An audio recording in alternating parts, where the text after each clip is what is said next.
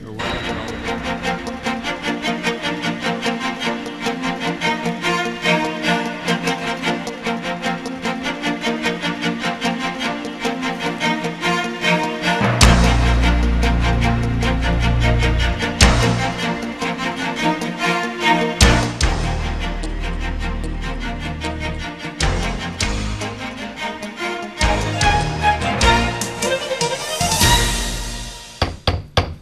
I'd like to call the May 3, 2011 meeting of the Buncombe County Board of Commissioners to order, and we will start with Pledge of Allegiance, if you'll join me.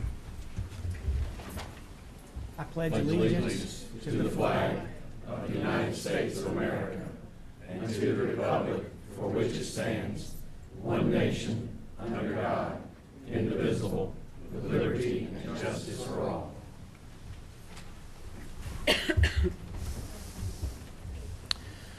Thank you. Next, we'll recognize Commissioner Bailey to give our invocation. If you will pray with me, please.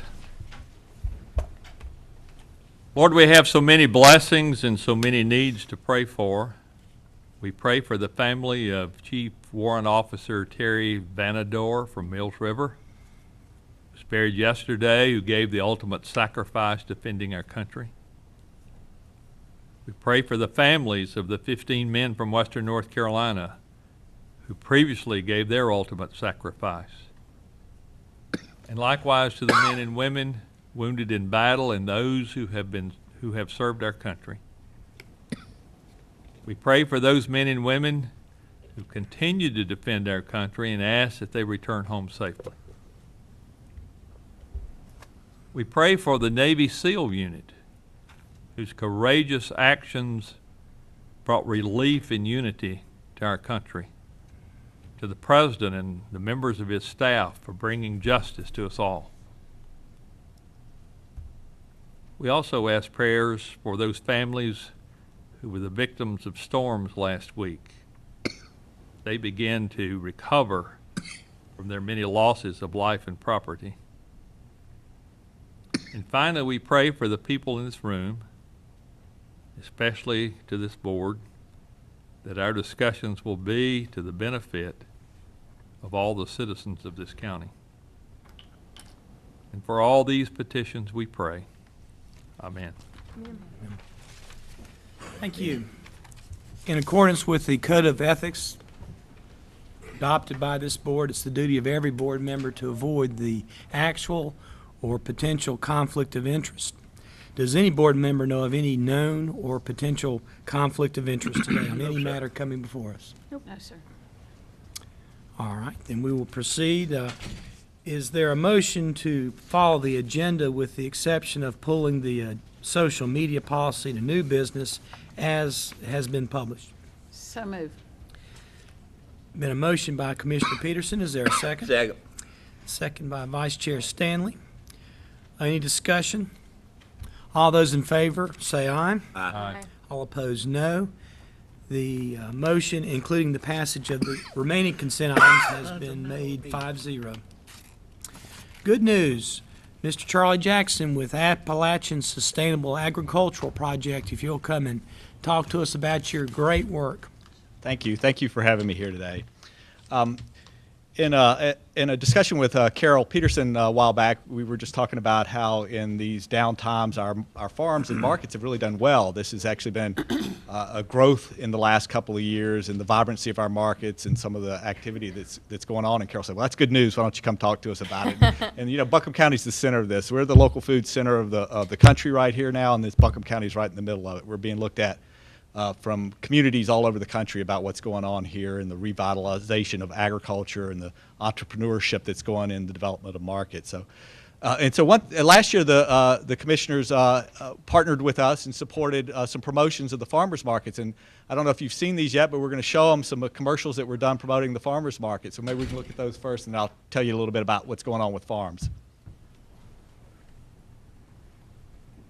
These are beautiful.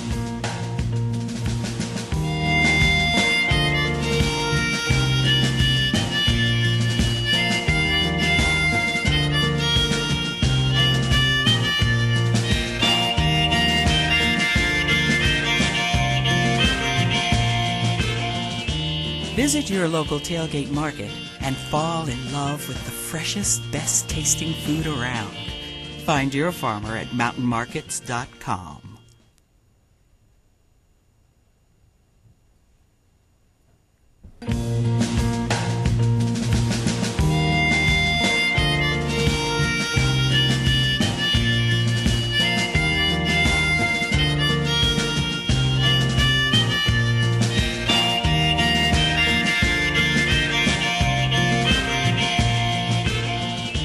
Visit your local tailgate market and fall in love with the freshest, best tasting food around.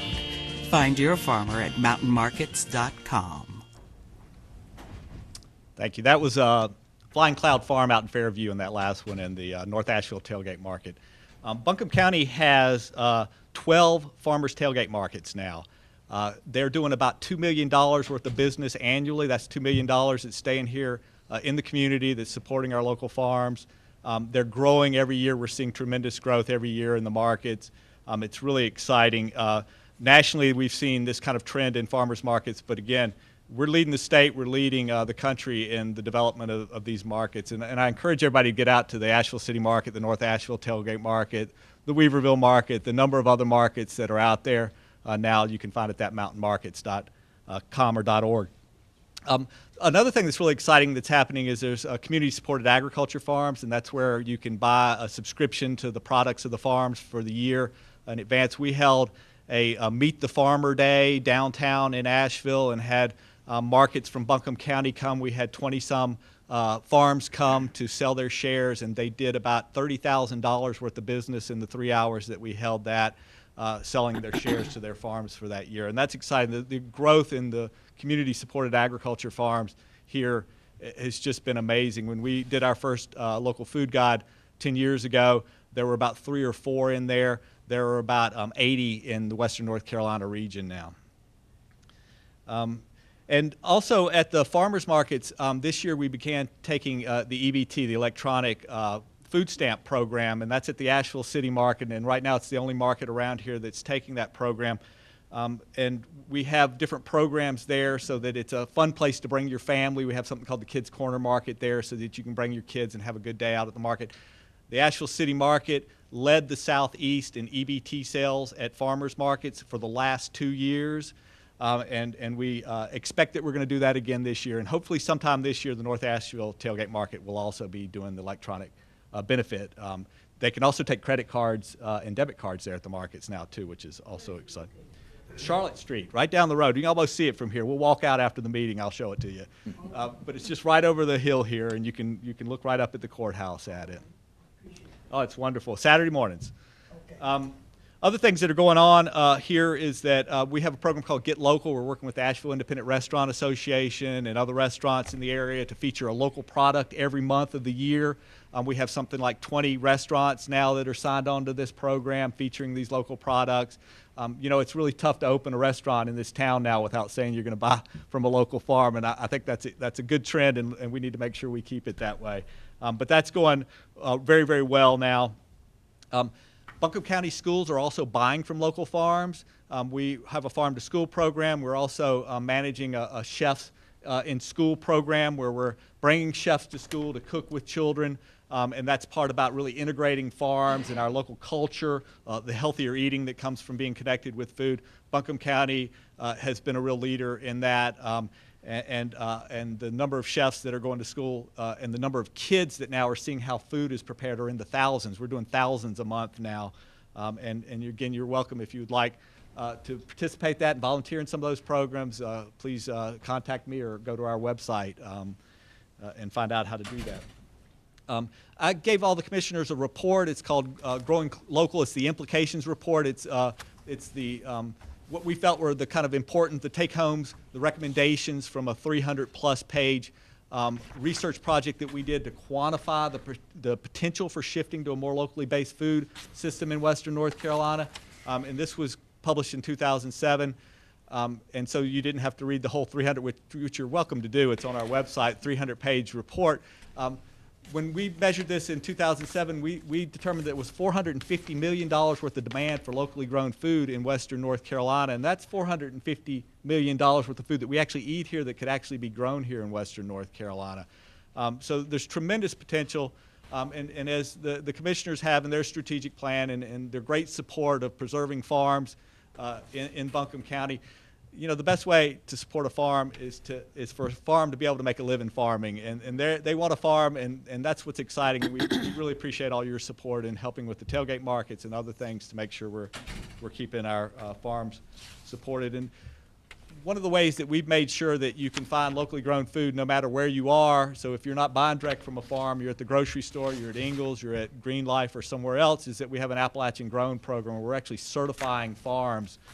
This year, we have almost 800 farms and businesses certified, and I had somebody look this up today, and about 180 of them are in Buncombe County. So Buncombe County is the center for this movement and the center of the region that's leading the country in all of this. I mentioned the local food guide. I hope everybody's seen that.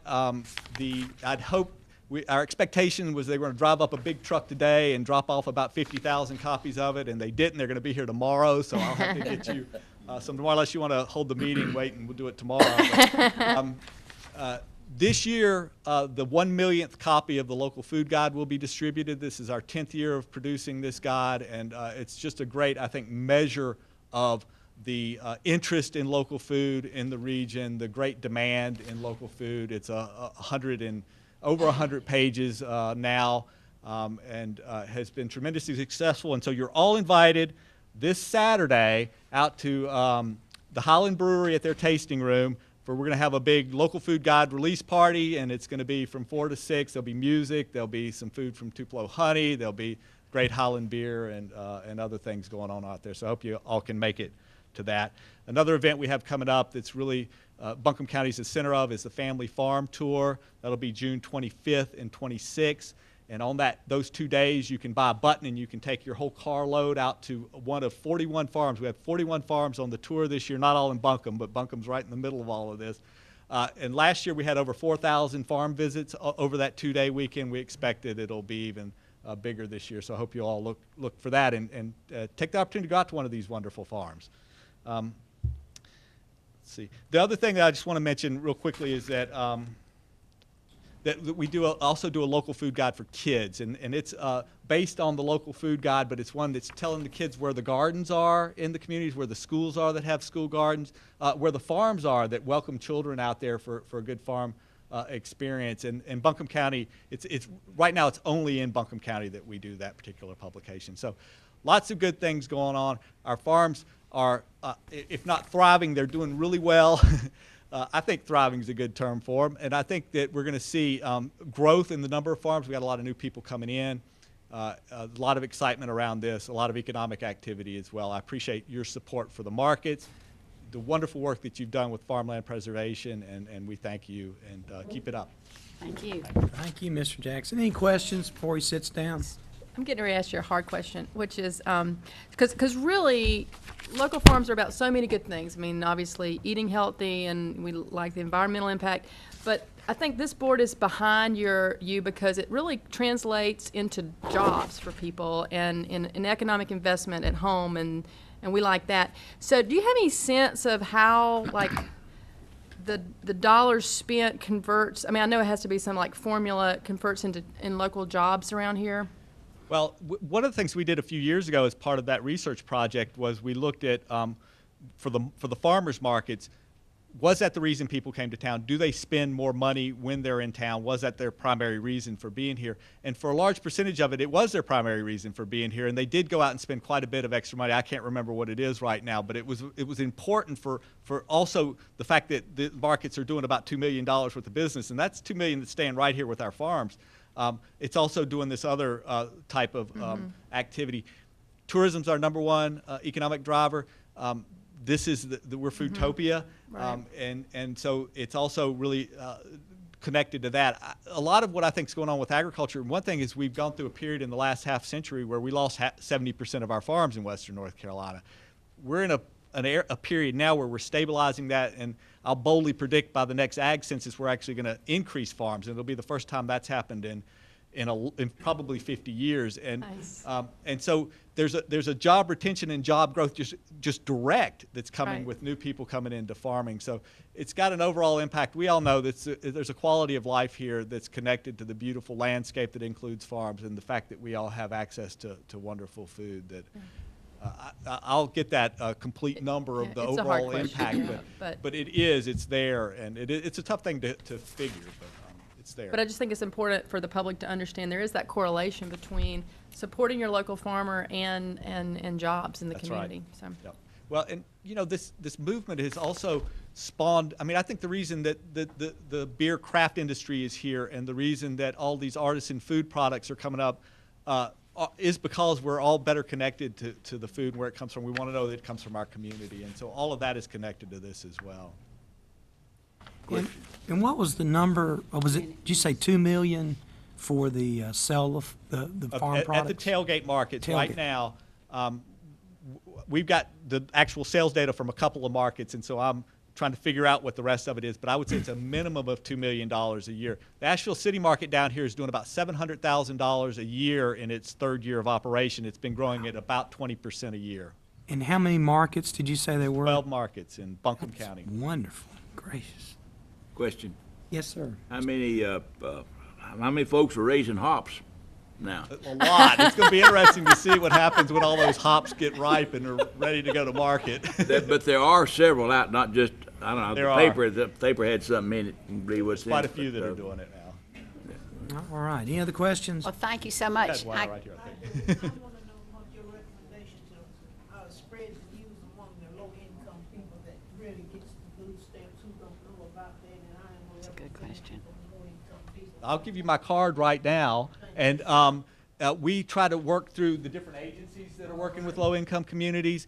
We've provided some market dollars that people can match with their EBT sales at the market, and again, and so we're trying to reach out through different communities for all of that. But please contact Was me. you with us Saturday at the West Bank? I don't think so. You invite me next Saturday, I'll be there. All right, thank you. All righty.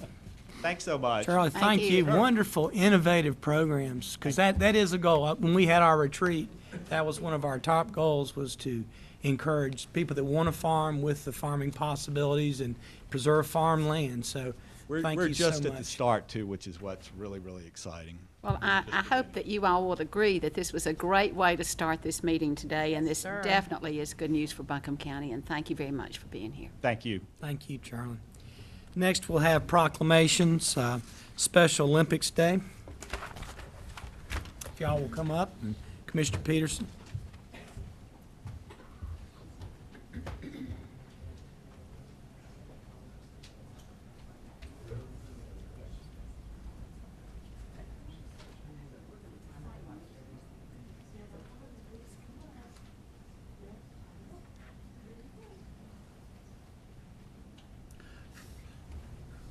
Some of my power left. Have the best backdrop, don't I? Wonderful group here. Yes. It's my good pleasure to read this proclamation, and I have some special friends here who are going to help me. County of Buncombe Proclamation of May 5th is Special Olympics Day. Whereas over 400 athletes will gather for Buncombe County Special Olympics Spring Games on May 5th.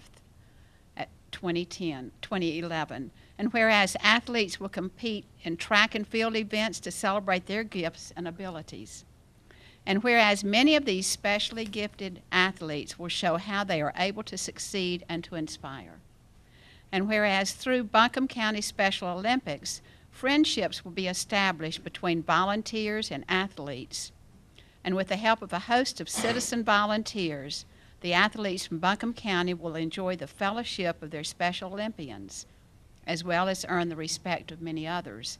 And whereas the Buncombe County Special Olympics spring program will be promoted throughout the county in an effort to increase volunteer support and awareness.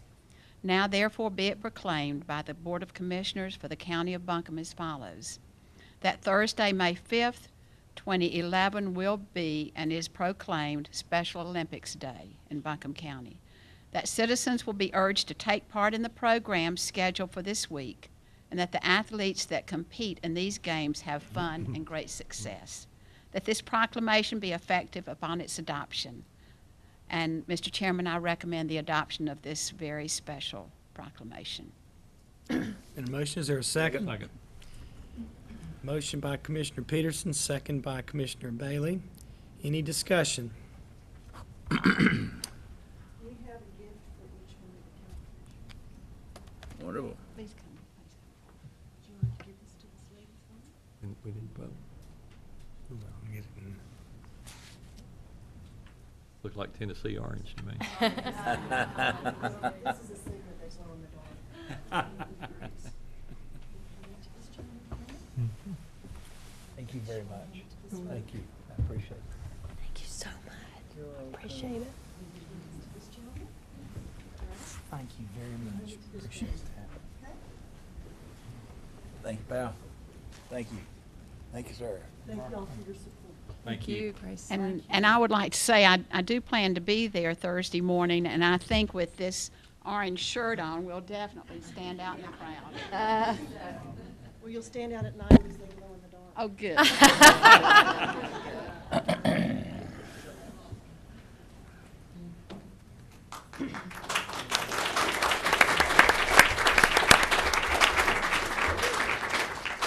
Just to make it official, all those in favor, say aye. Aye. All opposed, no. Thank you, and thank you for your good work. That's a thrilling day, and thank you, Commissioner Peterson, for presenting and being there. Motorcycle Awareness Week, Vice Chair Stanley. Will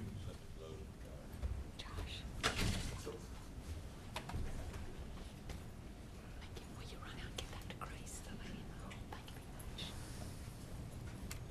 What's that, partner? We've done this time or two.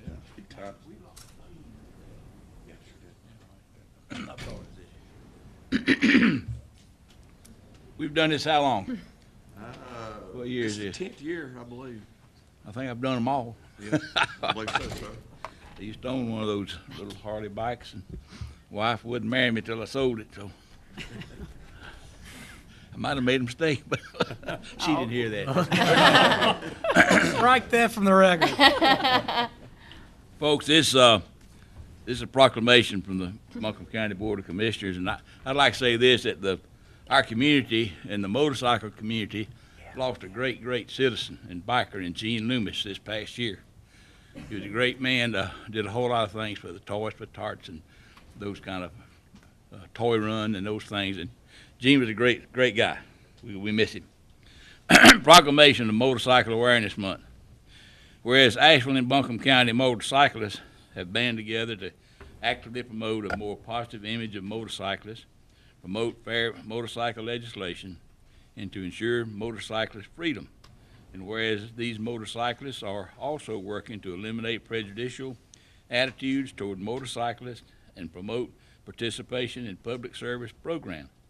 And whereas these, excuse me, motorcyclists organize and participate in motorcycle safety, education, and rider training programs and public awareness programs. And whereas the Buncombe County chapter of the Concerned Bikers Association of North Carolina has requested that the month of May be proclaimed Motorcycle Awareness Month. And whereas this board feels that it is the best interest of all citizens to promote motorcycle safety awareness and to foster a sense of brotherhood and sisterhood among all users of our county roadways.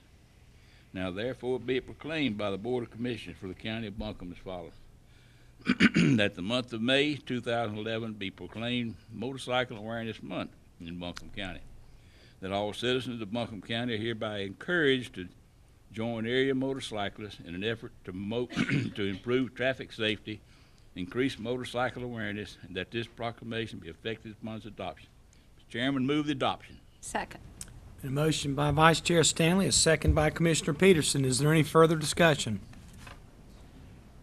Roger, you want to say a few words before we vote?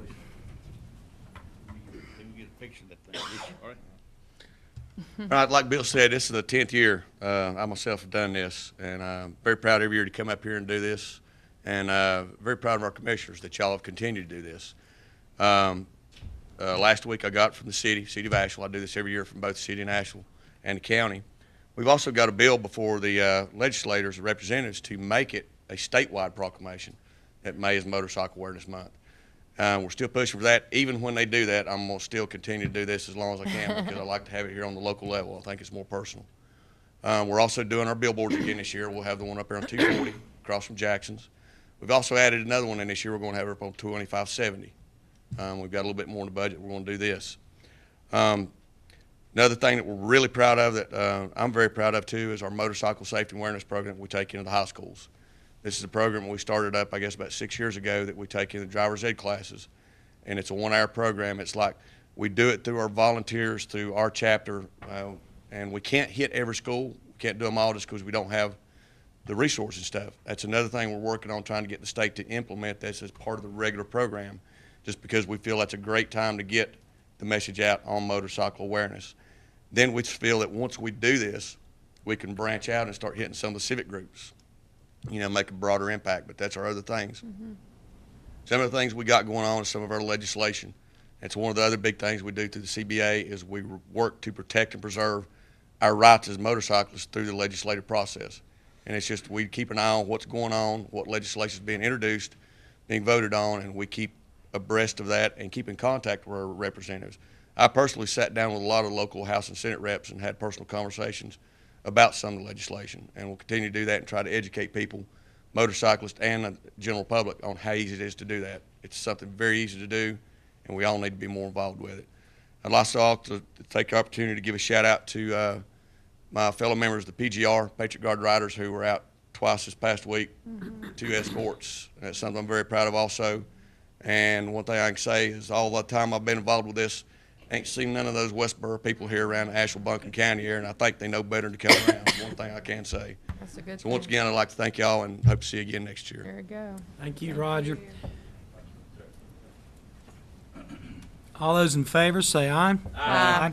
All opposed, no. The Motorcycle Awareness Week proclamation is adopted. Next, we have Arson Awareness Week. I don't see Mr. Vihan. Anyone here to take that proclamation?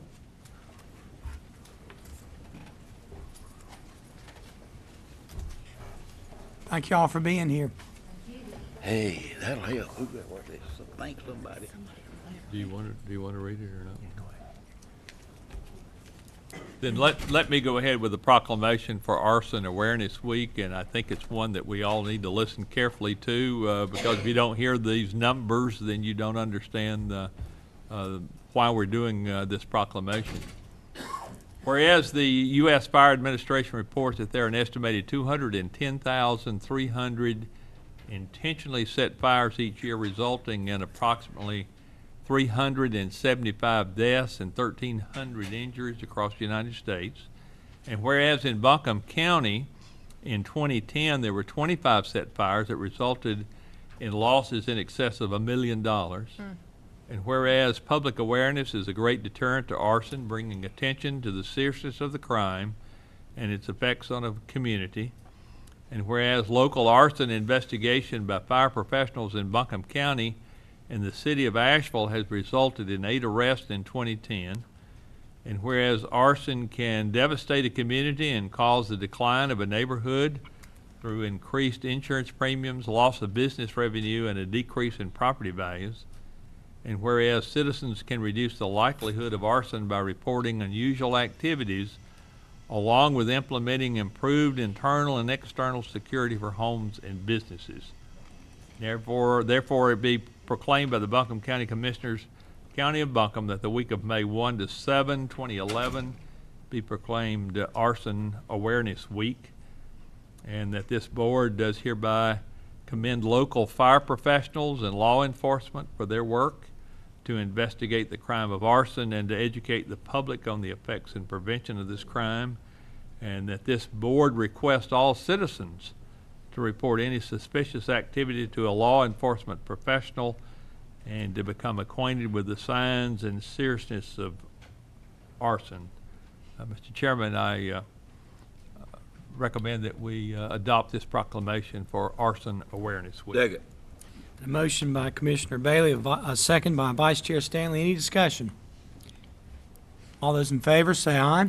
Aye. All opposed, no. The resolution is adopted 5-0. And I would like to note, our fire marshal, Max Sally, retired after, I believe, 38 years. Is that right? It's over 30, Yeah, I think he told me 38. A long time. And Long time. we will miss him, and he's a great asset to our EMS services. This board, oh gosh, how many years ago, Madam Clerk, authorized and helped fund the startup of our arson task force that our fine district attorney put together some years back, and it solved several of these. It was several, 10, 15 years ago probably. But that was formed by this Board of Commissioners Excellent. Excellent work. and our great DA. All right. Foster Care Month, Commissioner Jones. I think we have Heather Sellers here from DSS.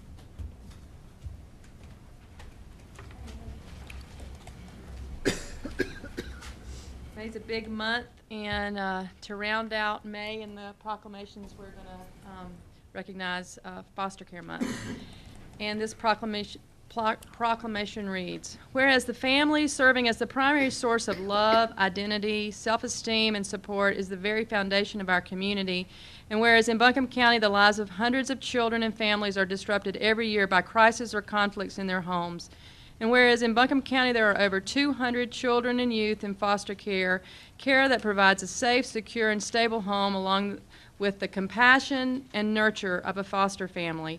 And whereas foster families in Buncombe County open their homes and hearts to children whose families are in crisis, play a vital role helping children and families heal and reconnect and launch children into successful adulthood.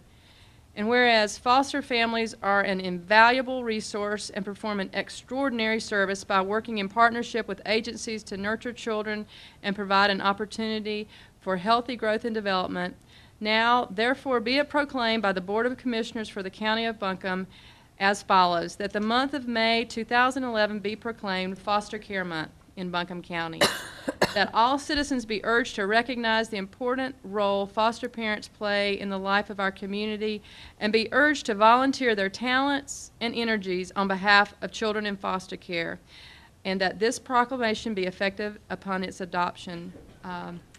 Mr. Chairman, I would move that we adopt this proclamation today. Second. Motion by Commissioner Jones, second by Commissioner Bailey. Is there any discussion? Heather, would you like to say a few words? Thank you very much for this proclamation. We currently have about 193 kids placed temporarily in foster homes that can't, at this time, safely be returned to their homes, but we do appreciate the opportunity to spread awareness about foster care, about adoption, as we always have a need for foster parents, and like to take the opportunity to thank our social workers for the hard work they do every day keeping these kids safe. Thank you very much. All those in favor say aye. Aye. Aye. All opposed, no. Proclamation is adopted 5-0. Next, we have Debbie Trumpy that's going to talk about an initial zoning request, PIN number 0609248868. It's a request from the state of North Carolina to be zoned public service, and it comes to us, I believe, referral of the planning board. Deb? Mr. Chairman, we can also, if you desire, have a public hearing for the second parcel, which is also an initial zoning of tax lot 0908145017, owned by Ingalls Markets. Both of those properties, they're portions of larger tracts which are located in the town of Black Mountain. On our initial zoning, where we extended countywide zoning December of '09, the tax showed that those properties were in the town of Black Mountain, so those portions were not zoned. When we became aware of it, the planning board did recommend that we go ahead and zone those portions, and we do have a map if you just want to take a quick look of where they are. Just northwest of the intersection there with US 70 and North Fork Road.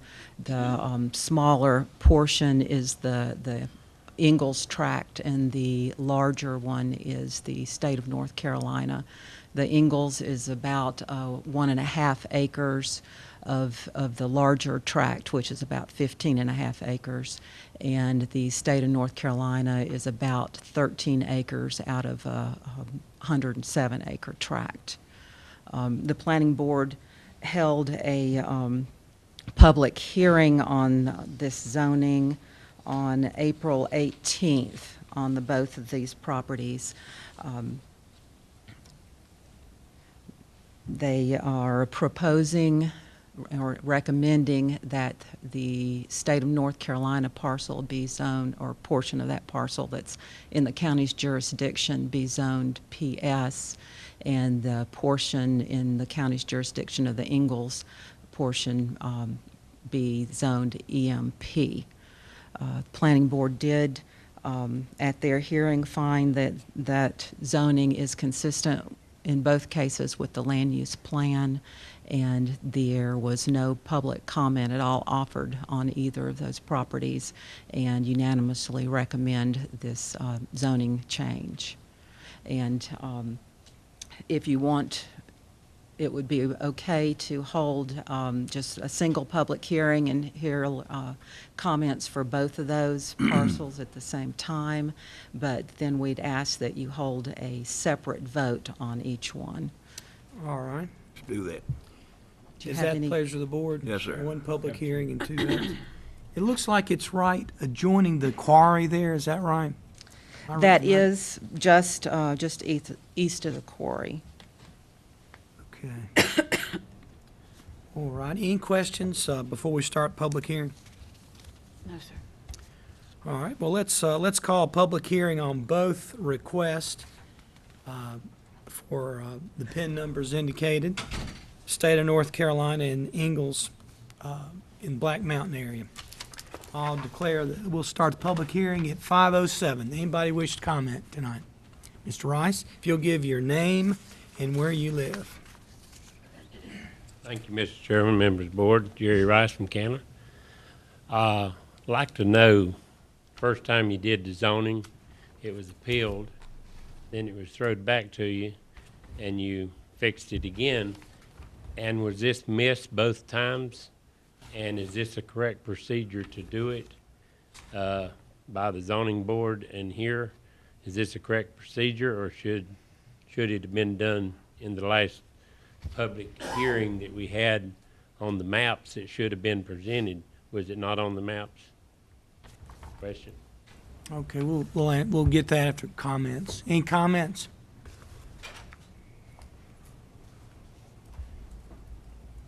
Mr. Free, you want to respond to them? Mr. Chairman, Commissioners, I believe the reason this occurred, and I don't know the answer to the first portion of Mr. Rice's question, whether it was included before or not, but the simple fact is, since it's not in the town of Black Mountain, it's sitting out there alone, it needs to be zoned. And the reason this occurs is that you look at the tax maps. It's customary for tax collectors and officials around the state, when a large parcel is between jurisdictional or taxing boundaries, to put the majority of the value into one jurisdiction. So I believe that's what occurred, is that it all just ended up being in the town of Black Mountain as in their city limit. But their town limit does not extend that far. Once it was discovered, this is the only procedure to make things right. And Mike, I take it this is comparable to what the Black Mountain zoning is on the part within their limits? I believe it is it not? Yes, it is. Okay. All right, any other public comment? Thank you. Mr. Yelton? Don Yelton. I live in Jupiter, and I think this is a prime example of exactly what happens when you turn control of your property over to the government agency.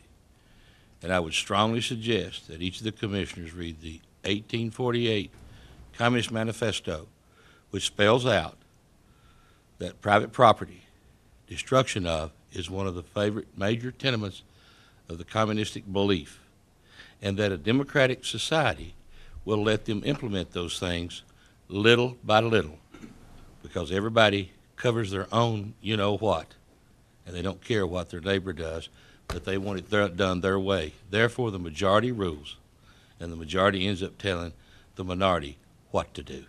So this is a prime example of what happens in that process. You overlook, you put it here, you put it there, when it should be the owner of the land that determines the use of his property. Mr. Yelton, any other public comment?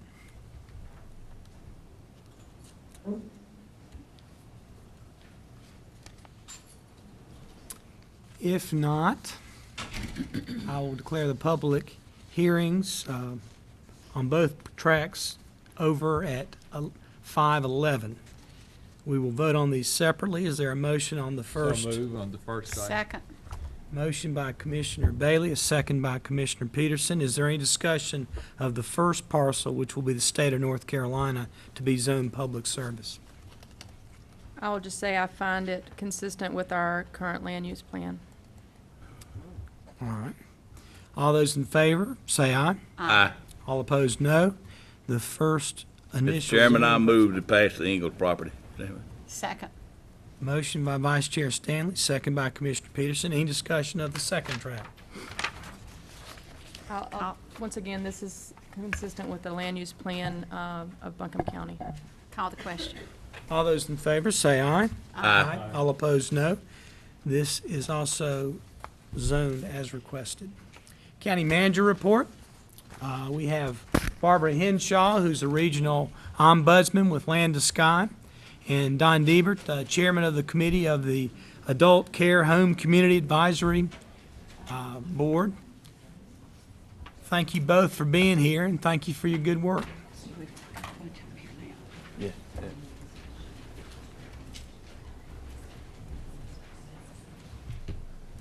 I want to thank you for this opportunity to come in front of you and explain what's been going on. You all have a copy of this annual report.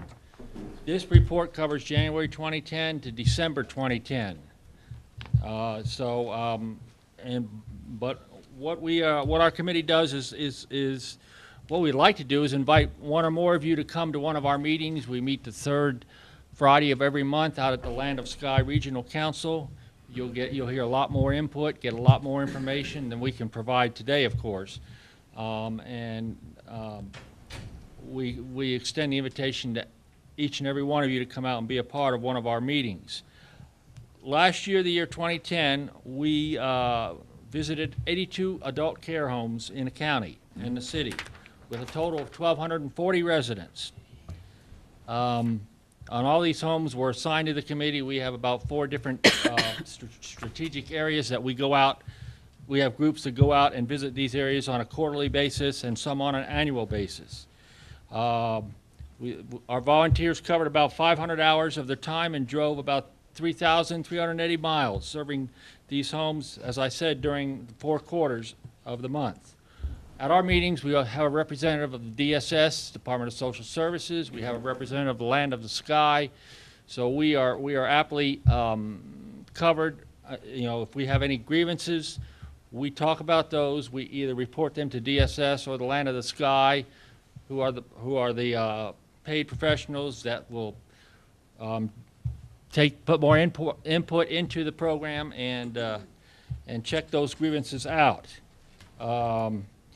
You will see that when we go out to these homes, these homes are monitored by the committee for resident living conditions, resident services, and the assistance that's required by the residents for personal care. We're their advocates. Our names and numbers are in their homes. If they want to call us, we do get calls from some of the folks in the care homes. And we want to make sure that they're taken care of as best that they can be, that they're getting their money that they get each month, that they're getting their medicines right, because these folks are real people and they deserve, they do have their own resident rights, but they need advocates to help them make sure they're getting their services.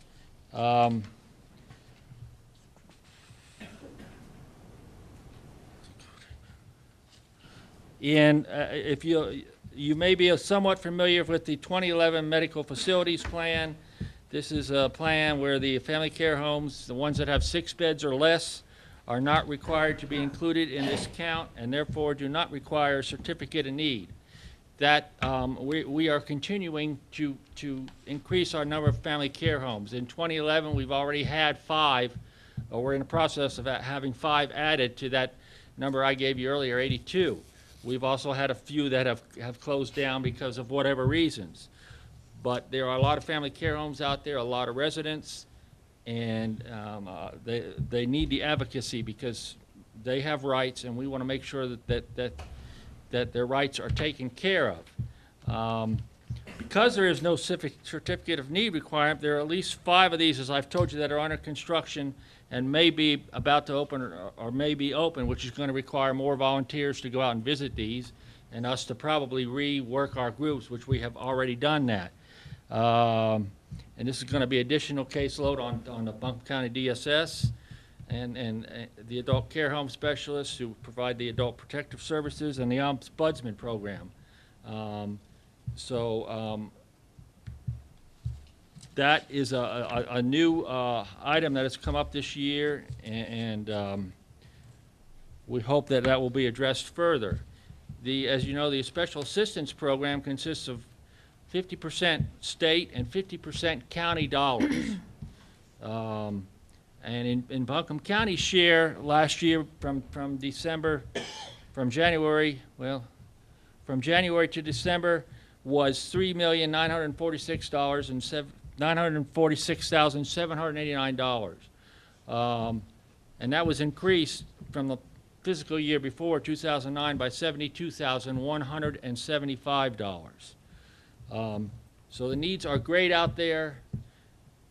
We appreciate all that you do in appointing volunteers to come to this committee. As you heard earlier, we are maxed out, but we continue to get more homes, more work for us as volunteers to do, and there's a big need. Did you want to add anything? Only if you all have questions. Is there any Donna's our question? new chair. I should mention, I didn't prepare this report. Robert Phillips did. He was the chairperson last year. He couldn't be here. I'm the chairperson this year. So I volunteered to do the report. They took me up on it. Well, we're glad you did. I actually do have a couple questions. You indicate one of the weaknesses that you found in the facilities was that the cleaning and repair, and also the increasing number of younger mentally ill residents that are being put in facilities that are for older, physically challenged. Tell us more about that. You spell that out, but that's what can we do to help, and how does it work when you make these findings? How does it translate into action and fixing the problem? Well, as far as the cleanliness and repair part goes, certainly if the committee members are out there and notice something not right, they report that first to the supervisor of the home, and then they fill out a visit report, and they write that on the visit report, and then that is public information. The facility gets a copy, DSS gets a copy, we get a copy, and we keep it for people who are looking for facilities. So because they're out there, it comes to the attention of all of the folks that it should come to attention. So they've got a real incentive, because no one's going to go in their place if they have 10 write-ups, I guess. Right, exactly. If they fix it, does it come off the record? Well, that report stays in the record for about 3 years, our reports. If they fix the problem, the repair or the cleanliness or whatever, they may or may not have been cited a penalty for that. But they have the opportunity to correct that if they are cited as a penalty. So, does that answer? And the part with the mentally ill people increasing in the homes, this has been going on for a number of years. I think we talked about that a lot last year. Bob Tomasula, who's the vice chair of the committee, and Kathy Beatty from DSS and myself were nominated to be on a statewide task force, the task force on the co-location of different populations in adult care homes. And we served on that last year, going to monthly meetings, and we came up with a list of recommendations statewide, and some of those have been picked by our legislature as bills to propose this year.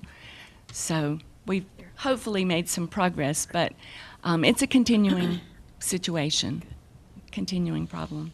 And to speak to your other comment, what we are seeing is we are seeing much younger folks being diagnosed with mental illness, and if you mix them with the older age, you get kind of a clash there, and it makes it very difficult for the older ones to work with the younger ones. A good example of that is if you've been to St. Joseph, you'll see that Copestone now has 4 different areas. They used to have geriatrics and adults. Now they have geriatrics, adults, adolescents, and pediatrics. And you know, they're seeing a lot more adolescents and pediatrics being diagnosed and having to be hospitalized because of whatever their situation is. All right, any other questions? Thank you for your good work. We really do. That's a lot of work. Tough job. And at one point, we had more, we still have more adult care homes than most other places? We do. We still have the largest number of any county in the state. So even the bigger counties, Mecklenburg and Wake, we have more than they do. We do. We do. All right. Well, thank you for looking after folks that might not be able to look after themselves. We really appreciate the time and the energy you put in. Thank you for all that you do. Next, we'll hear from Mandy Stone, our Assistant County Manager, with the Western NC Community Health Services update.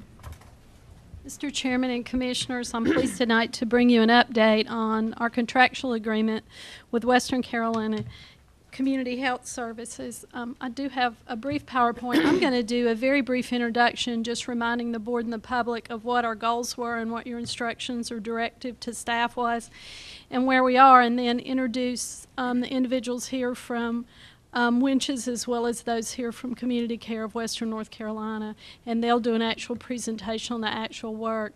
Just again, to remind the board that the board's directive to staff was that we find a way to increase our capacity to deliver core public health services. That we also look at how we can increase capacity for primary care within our community safety net system, and that we make changes, realizing that we were facing significant changes on a federal level in our healthcare system, that we align our system so that we were prepared for those upcoming federal changes. That directive was made to staff a little over 5 years ago. We transitioned primary care services to Winches January of last year, 2010, but I want to again make the point that prior to that transition, we had a 5-year period where the safety net providers in this community, the hospital and the county, worked side by side to do analysis and due diligence, work on financial models, work on how can we improve health outcomes. So a lot of work went into the decision to make this transition, and what we want to report on tonight is the little over the first year of the actual contractual agreement. I do want to make the point that at the time we transitioned services, primary care services, to Winches, the health center was turning away about 400 individuals a month requesting access to services that we could not accommodate. The county's investment in care at that time, specific to primary care, was about $4.5 million. And those are important factors to remember. I do also want to make the point that the health and community resources continue to be strained. We have 30,000 uninsured adults in Buncombe County, and no single provider can meet all of that need. You know, as a safety net, we probably have one of the strongest community-based systems in the nation, but it's still strained, and I think it's important for us all to remember that as we move forward tonight. The results, and you're going to hear specifics of that from the individuals who actually deliver the care, is that we have increased capacity. We targeted our desire to increase capacity, particularly around uninsured adults, because we have been blessed as a community with a pediatric society that was very willing to serve Medicaid-eligible children. And we felt like where the greatest unmet need was among adults. We also wanted to align our delivery with federal dollars. We wanted to not push down costs to our local taxpayers. Again, just reminding you that at the point we made the decision to make this transition, for us to have increased capacity to deal with those additional 400 individuals a month would have been an additional county local dollar investment of $1.5 million. At the time we transitioned services, we had a total unduplicated patient count of about 9,000. About 6,500 of those were adults, and again, the county investment was $4.5 million. Our contract, first-year contract with Winches, was a $2.3 million contract for 10,000 unduplicated adults. So increased capacity with fewer county dollars invested. Also want to make the point that of the 79 positions that we're delivering primary care at the health center, 35 of those positions remained with the health center to grow core public health, and in a moment I'll show you where we increased core public health in this transition.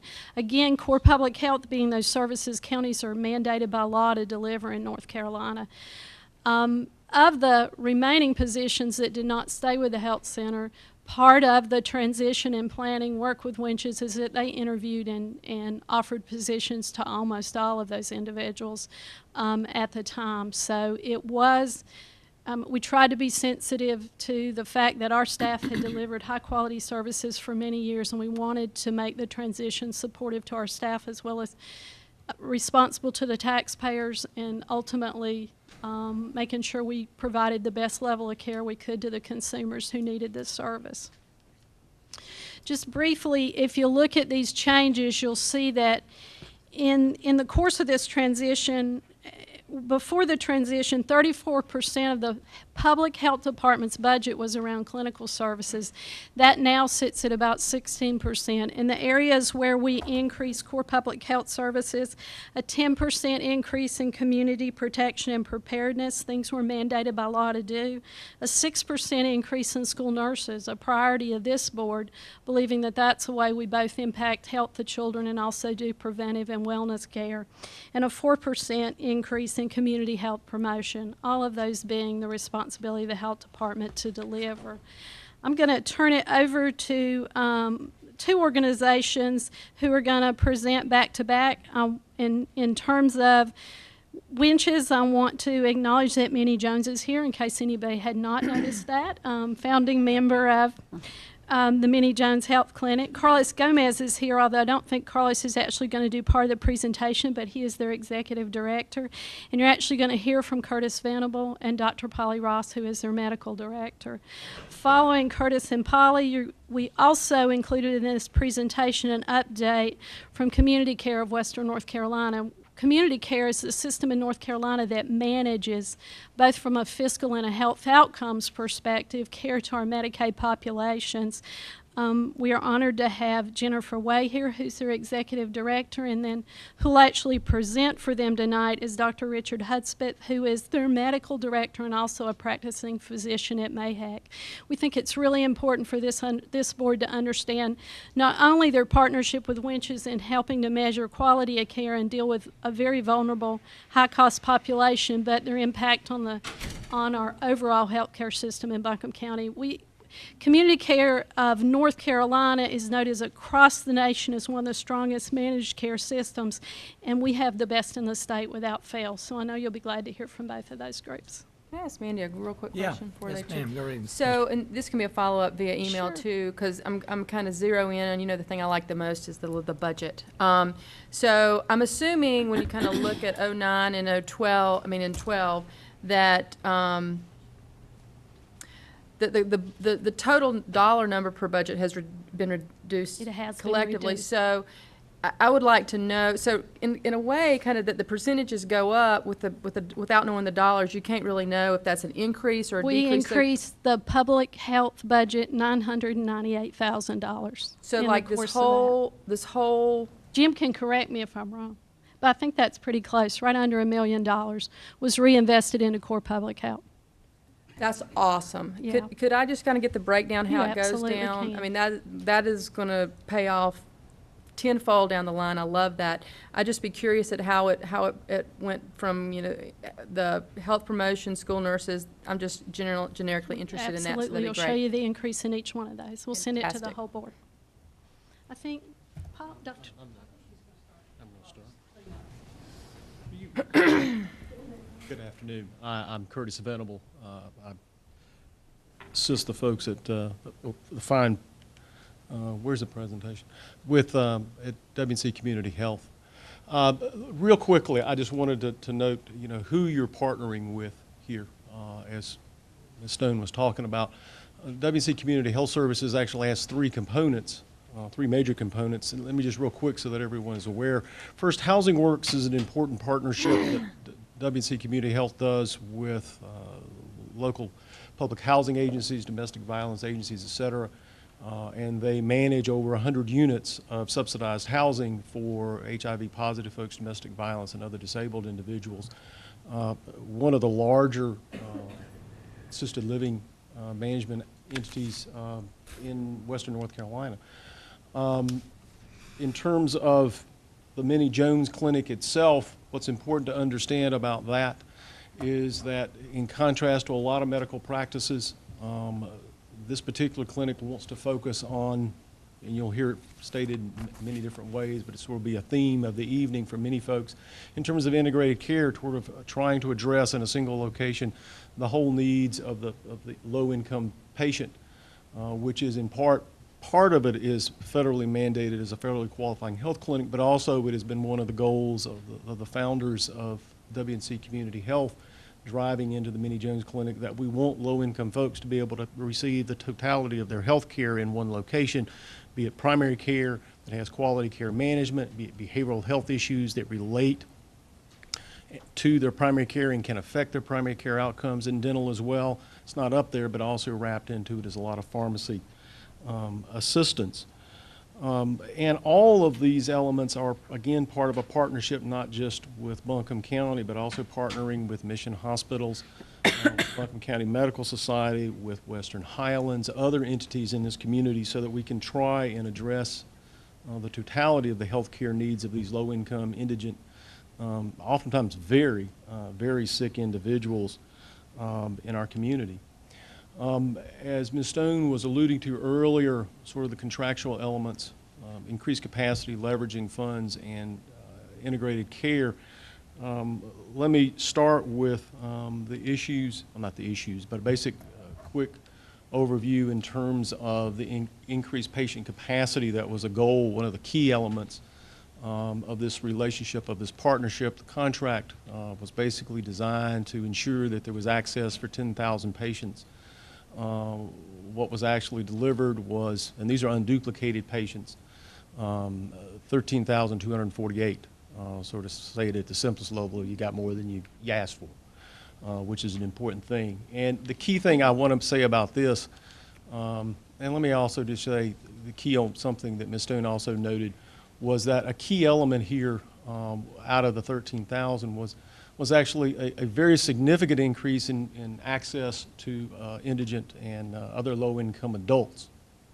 As Ms. Stone was noting earlier, there is, I'm not going to say ready access for children to access health care, but there is a good bit more capacity for Medicaid and indigent children in Buncombe County than it is for adults. And so it was important in trying to look at where the greatest need is in terms of prioritizing the deliverables. It was focused, the focus was placed on adults in terms of addressing the important needs that they have. And we have to keep saying it over and over, and even with this large increase in folks, indigent adults, low-income adults seen in this clinic, this is but a very small bucket bailing out the health care needs of low-income citizens in this county. It's not, as we keep repeating over and over again, this is not the solution. It is a part of a solution that we want to point out to you. I will turn it over to Dr. Polly Ross, the medical director, to describe a couple of the specific measures, performance measures that are built into the contract. Curtis, before you go, so this is the number of patients, not the number of times they visit. Oh, no, that's just patients. So each one of these could have had more than one. The average number of visits, if I remember correctly, was roughly 3 visits on average per patient for each year. So, the numbers get to be, and in terms of, I'll say this out loud, I mean, one of the concerns was that while the number of patients could grow, the number of times the patients could get in might be diminished. And in reality, the average numbers of visits increased as well as the number of patients increased. And as you will hear Dr. Ross, in fact, in terms of measures of quality, we don't want to say it increased, but they held steady and they're beyond national averages. Dr. Ross? Thank you. Thank you. So it's not just about getting people in the door, but are we delivering a good product? And so the next slide talks about some core performance measures. We have clinical measures and we have fiscal measures. First, two measures simply are our delivery of care around two major disease elements, hypertension and diabetes. And you can see in the blue, that's the Minnie Jones Family Health Center. When we evaluated persons who met the goals that are set by our federal government, so these are standards that all community health centers have to meet, we achieved 68% of the people who were evaluated. And the national average for that was 63. So we were better than the national average. When we look at diabetes, we're measuring, and for those of you who may have diabetes in the room, you know one critical element is what is your hemoglobin A1C, and that's a great tool to measure how well your diabetes is in control. We want to keep that less than 9. We want to keep it even lower, but the government says they're happy with less than 9. So when we looked at folks who were diabetic in our patient population, we found that 72% or less had a hemoglobin A1C of less than 9, whereas the national average only had 70.7. The next slide looks at the fiscal responsibility that we are trying to achieve. And again, we have a couple of measurements, us and Minnie Jones versus the nation. The first column is per visit, so how many times per visit was the cost. The second column is per patient cost. And we look at the three core services that we deliver: medical, behavioral health, and dental. And you can see for the majority of each box, we are better than the national average. We have some standouts. We're pretty equal in medical, both in per visits and a little less expensive in per patient costs. In behavioral health, we are per visit doing well and also per patient doing well. I don't know what the big disparity is there, but it's great to see that. I hope we can continue it. In dental, the per visit is a little bit higher than the national average, and the per patient is also a little bit higher. And I think one reason is because we are really trying to give comprehensive dental services. We just don't want to sit somebody down in a chair, pull the tooth out, and get them up and move them on. Some of you that have had the opportunity to tour the building know that it's just a beautiful dental area, and we're really trying to deliver good care to our dental patients as well. So those are just a couple of our core performance measures. And I'd point out, for those that either don't know or don't remember, part of the dental work is also in partnership with Buncombe County. It was, I guess you could say, one of the pilot projects in terms of handing off the services. In terms of moving forward with just some simple dollars and cents, another one of the elements was leveraging or ensuring that we brought additional resources into this community. And, you know, at the simplest level, you can see roughly $11 million of federal funds, this particular federally qualifying health clinic and the Minnie Jones Clinic brought into our community to stabilize and grow access to indigent health care. So Curtis, those are new dollars in our community? I can certainly tell you that the $500,000, a little more than $500,000 is new dollars, and there was growth money in the $10 million as well. So the short answer is, yeah, a good bit of it is new money, yes. In terms of, you know, the basic notion around integrated care and the sort of, I will say, the future, one of the big emphases in Medicaid and in Medicare and also in all of health care is for primary care practices, some, not all, to be, as it described, patient-centered medical homes. And the basic idea behind that, and it's one of those sorts of things you could actually, I'm sure Dr. Hudspeth could go on for about 45 minutes about it, but the important thing there is trying to address the patient in their whole rather than their parts, or for folks operating in their silos. And it's a fairly comprehensive effort on the part of the Minnie Jones Clinic that involves electronic health records, the way they work with the patients, ensuring the patients have access, and also, probably most importantly, and it's an aspect of Community Care W&C, of ensuring coordination of the services. In terms of next steps, there is an effort on the part of the county and the Minnie Jones Clinic to have further expansion. There's additional space needs down there on Biltmore Avenue, so in terms of trying to take care of both needs, there is still plenty of unmet need in terms of indigent health care. There has been worked out an arrangement to where space will be swapped, so to speak, for additional indigent health care capacity down there on Biltmore.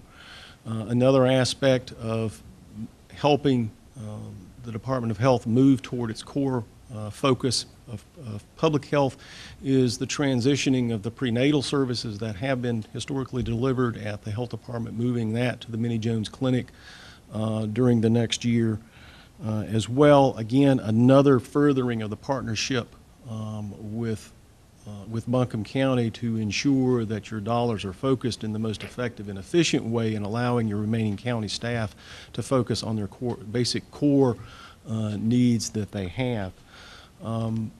And that's all that I have. You will hear shortly from the folks from Community Care of W&C. I'm happy to answer, or the staff are happy to answer any questions that we can this afternoon. I guess I would close and say that we greatly appreciate the opportunity to partner with Buncombe County and do the great things that we've done, and we hope to continue to grow that relationship, to maintain and to keep putting that bucket into the almost endless need of indigent health care in this community. Thank you, folks.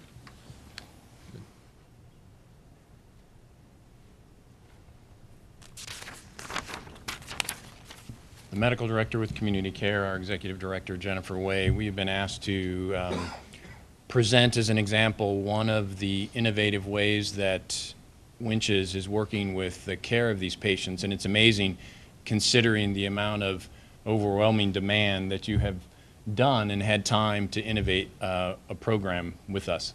Just waiting for the slideshows. There we go. I'm going to get to that innovative program in just a minute. I wanted to make sure that everyone was aware of what Community Care of North Carolina and our network in community care here in Western North Carolina. We primarily started as a care management organization. As you know, the state of North Carolina does not have a managed care organization for the Medicaid population. We are the health care delivery system for the whole state of North Carolina for Medicaid. Managed care is about managed money and not about people. So in 1998, a group of visionaries got together and decided to get a group of individuals, physicians across the state, hospitals, safety net providers, private practices, DSS, health departments as well.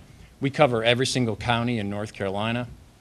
Our region, Community Care of Western North Carolina, covers 8 counties, which includes Buncombe County as well as some of the northern and southern counties. We have a number of focused initiatives, so we are so much more than just managed care in terms of care management services. We provide services for patient-centered medical home, as Curtis mentioned. We are partnering with Winches to help them with that application for that. We have a chronic care program, and I'll talk a little bit about our transition program and the innovation that Winches is doing with us. HealthNet, also mentioned a few of those programs that are involved again with Winches. We have expanded beyond Medicaid and do a Medicare demonstration project, which is a shared savings program. Again, many counties across North Carolina. Buncombe County participates, as well as Yancey, Mitchell, and Madison County. We have behavioral health initiatives, palliative care, health check, pregnancy medical home. The list goes on, and you can see many of those. What are our system-wide results? And so this is not necessarily specific for Buncombe County, although we can get you specific information, but just in general across the state of North Carolina. So when compared to managed care organizations, we're in the top 10%. Again, some of those performance measures that Dr. Ross mentioned in diabetes, asthma, COPD, congestive heart failure. So for some of those measures, we're in the top 10%. So we're providing quality care for the Medicaid population. According to an independent analysis from TRIO, we have saved over $1 billion in Medicaid costs between 2007 and 2009. Currently, for this year, given the budget deficit, we are actually running under $500 million as expected. So again, our costs are decreasing, and yet our quality is outstanding. Best of all is all the savings stay in North Carolina. So if you had a managed care organization, they would be going elsewhere to the managed care, and these dollars are staying in North Carolina. What we realized, and this is where Winches is one of the, really the largest safety net provider in Buncombe County, has assisted us in taking care of some of these patients. What we noticed is when we were doing population health management of diabetes, asthma, et cetera, many of these patients have a number of these diseases, and what we focused on was really trying to help those that are the sickest in our community manage the system. As you can see, 30% of those really cost 70% of the dollars.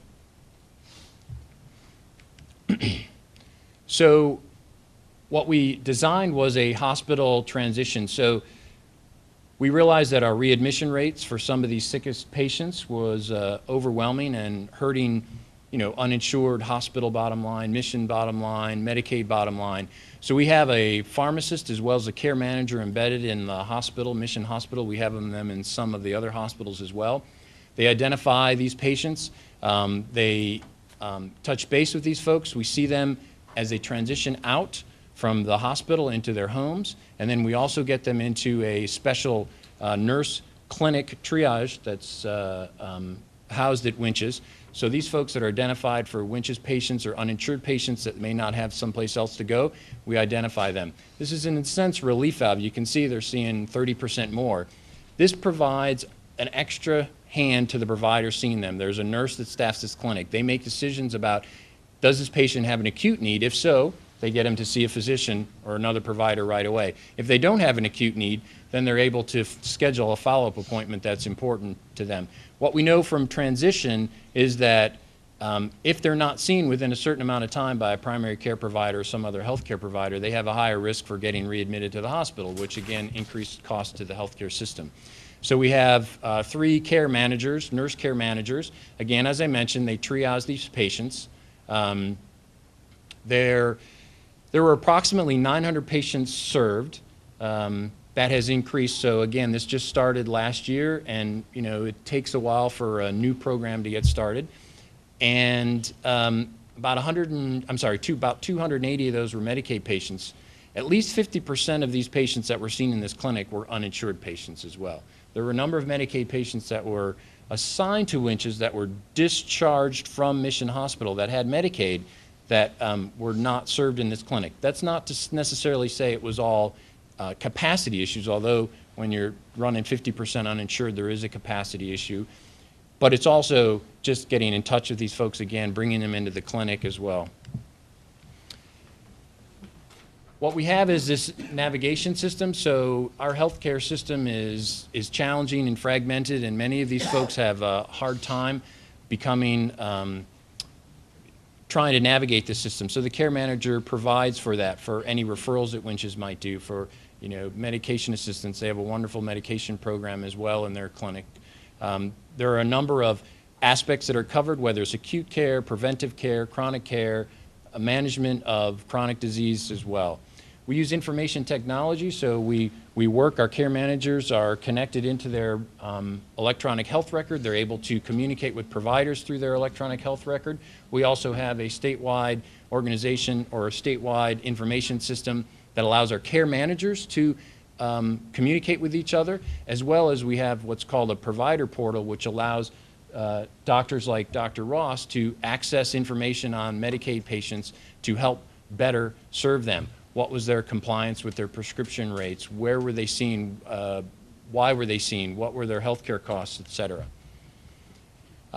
We also have a Health Net program, which covers some of the uninsured. So we also have a Health Net care manager, and we also have a care manager that works specifically with the emergency room for those folks that are being seen in the emergency room a number of times, and see if we cannot get them connected up to primary care. Again, Winches is a safety net provider in order to prevent high-cost ED use or inpatient use.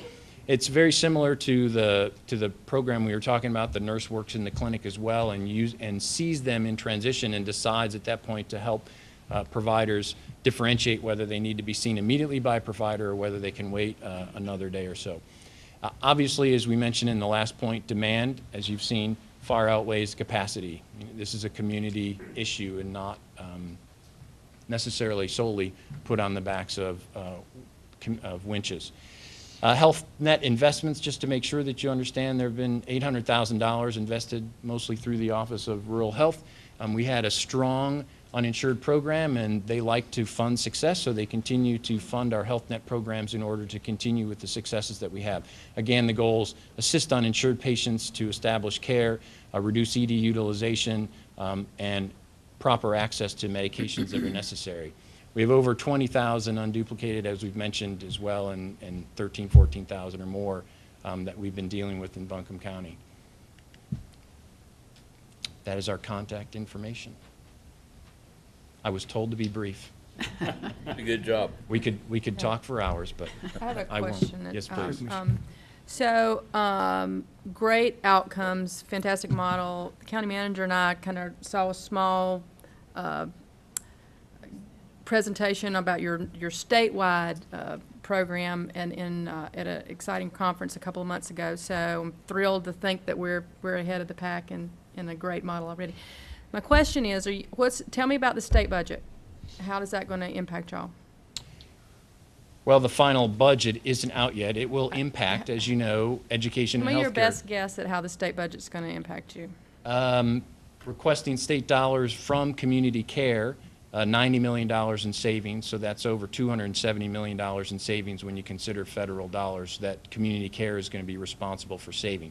So programs like this transition program that we have with winches to cut down on readmissions and inappropriate ED use will be helpful in doing that. Medications, again, pharmacy costs are huge. So those are just some of the different programs that we have. But 90 to...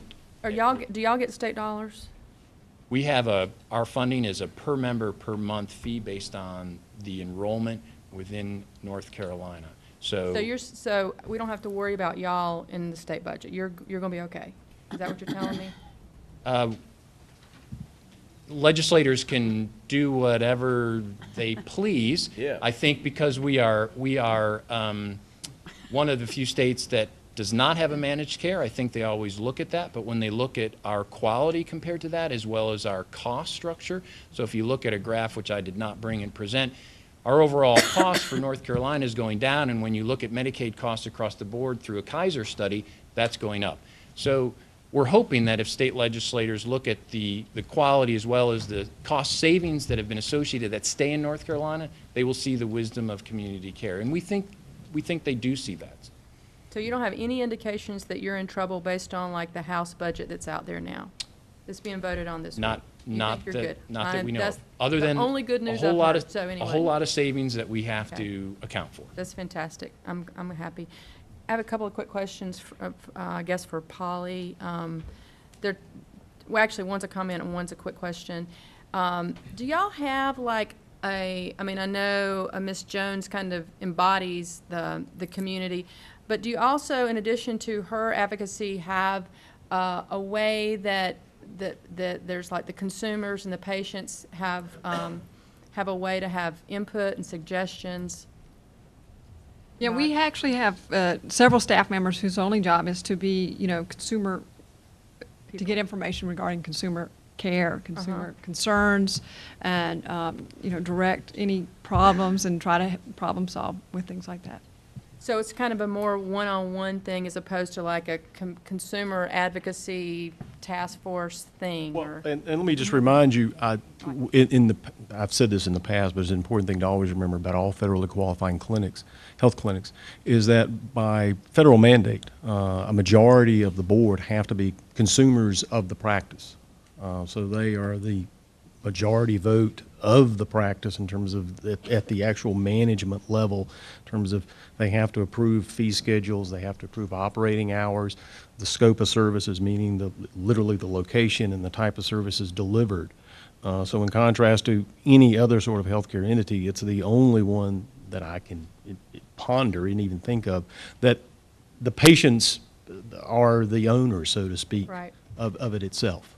So if anybody ever asks me, I can just direct them straight to the board members Yes. if they Yes. want input That is exactly any right. of the Because there above are, and that's part of the purpose of it, is so that it is driven by the patients for their needs versus some healthcare corporation or the doctors themselves. It is being driven for the needs of the patient, particularly the indigent patients that are there.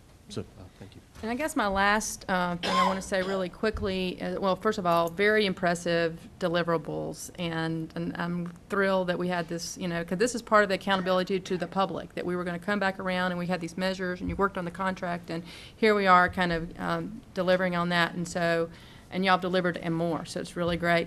I feel like I would be kind of fake if I didn't kind of say this out loud, and that is, I do have a lot of heartburn about the prenatal transition, just kind of in my concern for women and children, and also juxtapose how well that program's gone under the auspices of Buncombe County. And I think most people connected with Buncombe County know of my concern, so I'm definitely open to continue to be educated and my fears allay. Not now. You don't have to do that now. But I don't want to blindside y'all and just kind of say, well, she didn't say anything, and we told her we were going to. So this is my opportunity to say that I have a lot of heartburn about that. So maybe we can kind of chat in the future about this, because those are very vulnerable people, and I think women and children right now are more vulnerable than they've been in decades. There's war on those folks on all sides, so I really want to make sure that they're, in this little world, they're being done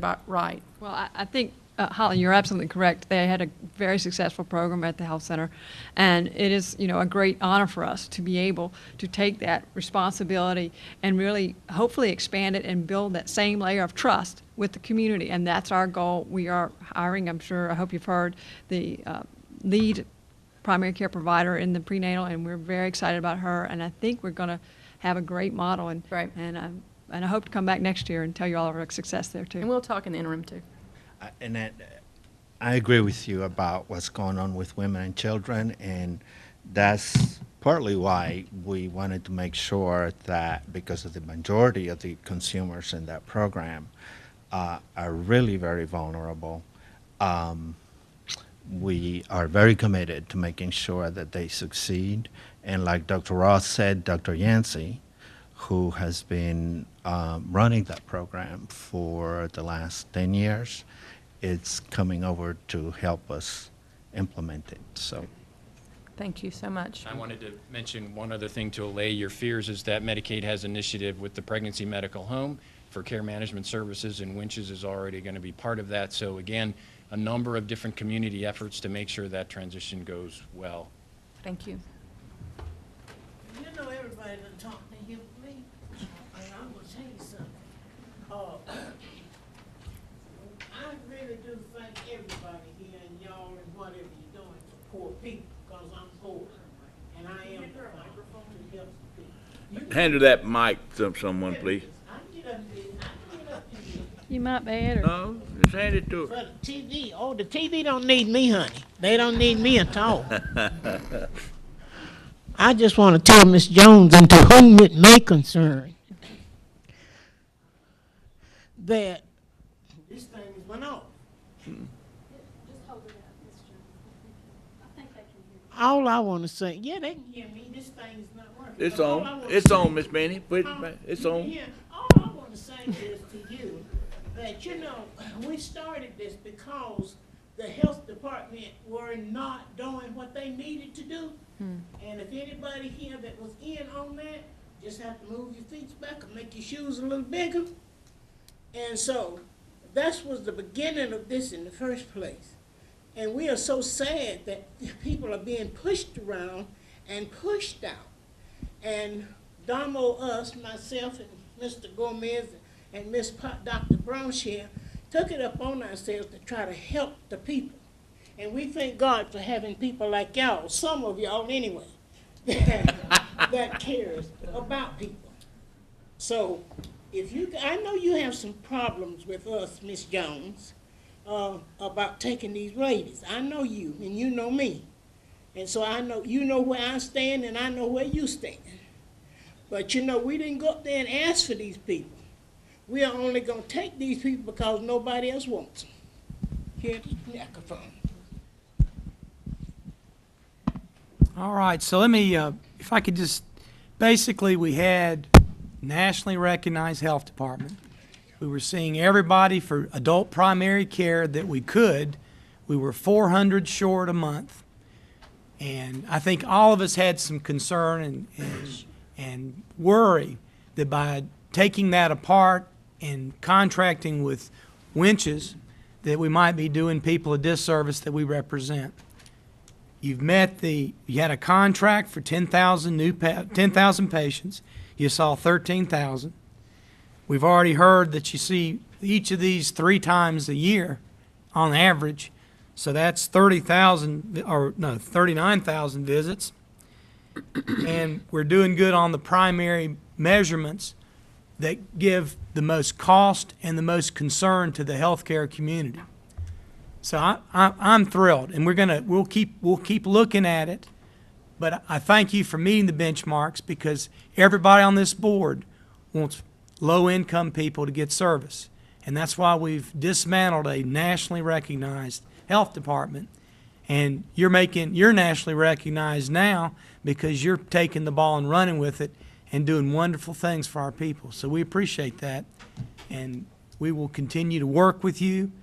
And we thank Doctor for the helping people get on programs that they should be on. And that's a great program to kind of help people understand this is available to you, because a lot of times we can't do that as effectively as others can. So let's keep up the good work. I really appreciate the report. Thank all of you. I think it's really important to realize that the primary goal here was to serve the folks of Buncombe County as far as their health was concerned.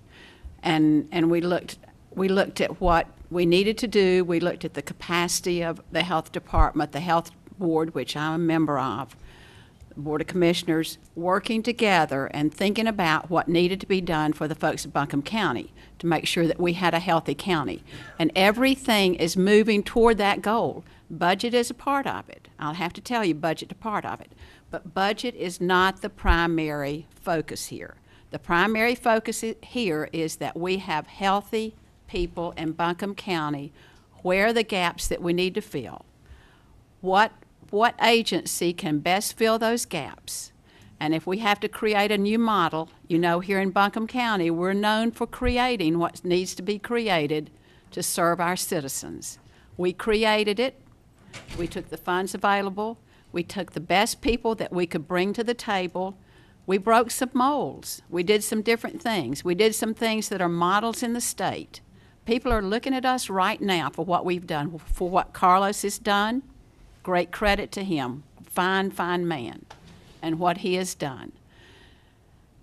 We don't always do it the way it's been done, but what we do is to serve the citizens of Buncombe County. That's our goal, and that's what we've done.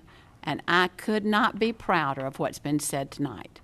And thanks to all these movers and shakers, because that's what these people are, and we're going to clap for them right now.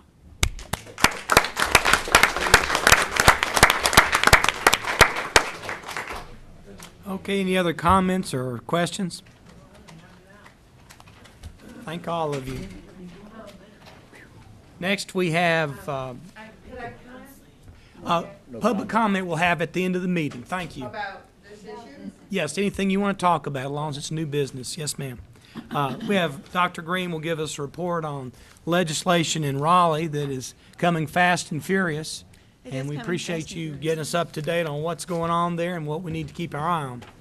Mr. Chairman and Commissioners, before I start, I'd really like to say what you just heard, I think really does reflect so positively on you and what you've grown in the community in terms of capacity, your support, these fine people doing this work, having their being on the ground every day, and we know it wasn't an easy process. We spent many times having these discussions. So thank you, and thanks to each of you. We really appreciate all that you've done for our citizens. We want to talk just for a few minutes tonight about legislation, just shifting topics here. It is going fast and furious. There's a lot of things happening. we want to focus on 3 key areas tonight. We're going to start with Trina Parker, our elections director. A lot of things happening around legislation and how elections will be conducted going forward. She'll be followed by Josh O'Connor, who will talk about some legislation that's impacting land use and both in Buncombe County and across the state. And then I'm going to wrap it up with some things related to budget. Good evening, Chairman and Commissioners.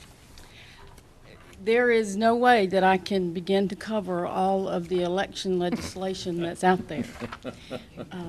I will say from the beginning that the State Board of Elections is the agency that works with the legislature in providing information, materials, experience, all their wisdom of the election industry. We at the county boards try to, the staff anyway, keep our mouths shut because we are administrators. We absolutely provide all the information and facts and statistics that the public and you, our governing bodies in Buncombe County, need. But I hope you won't get upset with me if I get tight-lipped once in a while because it is our duty, once all of these things do, the ones that do pass, to carry out whatever the policymakers tell us to and do a good job at it. So having said that, there are a ton of constitutional amendments that we will be looking forward to. I was thinking about that today. What I think that's obviously going to mean for 2012 is possibly a second piece of paper. We'll see. Once again, until the ink's dry, we really don't know. In elections world, we kind of divide things up in different ways. So I'll just highlight a few of the different areas of elections and 1 or 2 of the bills out there that have been proposed. And if there are questions that you have and I can't answer them or I don't feel comfortable answering or what, I will be more than happy to find those answers for you and or talk with you later if you'd like. Registration. There has been over the past few years the opportunity for voters or citizens who have missed the registration deadline to both register and vote during the one-stop voting period. That legislation, there's legislation out there to repeal that, so that won't happen anymore if it passes. Of course, you've heard about voter ID. We hear that the governor will veto that should it reach her desk.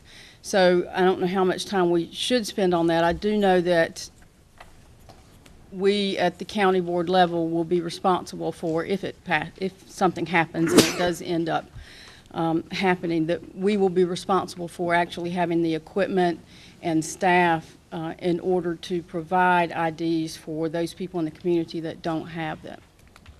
I also know that if someone shows up to vote and they don't have the required ID, that provisional balloting is always available. So there have been some things written into that proposed legislation to help some of the worry, I think. Online voter registration has also been proposed, a mandate to the State Board of Elections to provide that capability to all of the citizens of North Carolina. Parties, there's a big movement to open up the whole election process. The number of signatures that are required both for creating a party and maintaining a party have been significantly reduced. The number of signatures required for unaffiliated candidates to be placed on the ballot has also been reduced. The petition requirement for write-in candidates has been totally abolished. So all that write-in candidates will have to do in the future is come say, I declare that I am a write-in candidate, and that will be it. So we may see some more names on the ballot if some of these things pass. Primaries, I think you probably have heard that the March 2012 primary, they want to move it to March. That is one thing.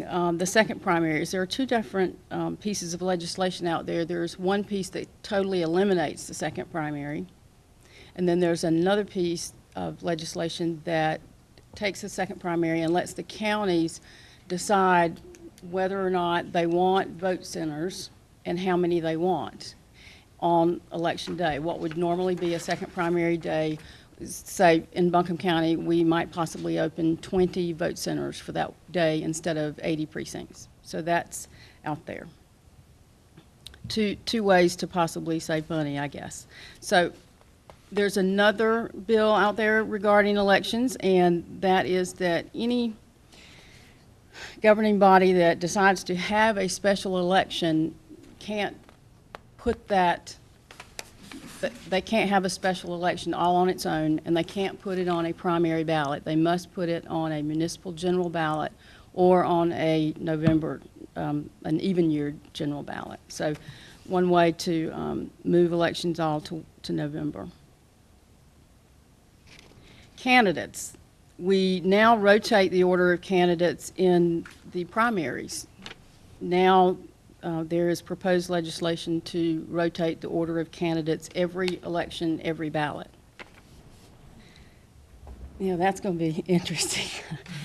Names, nonpartisan candidates now have, in some proposed legislation, they may have the opportunity, if they so choose, to have their party affiliation written in on the ballot, and that would apply also to unaffiliated candidates. So it doesn't change the election, but it allows those candidates to choose whether or not they want that designation put on the ballot. Campaign finance. They are getting really tough out there. They want treasurers to understand everything about keeping the records for their candidates. They are getting stiffening penalties. They are limiting contributions from vendors that might deal with the state in any form or fashion. And they are also changing the makeup of possibly the state board in a significant way.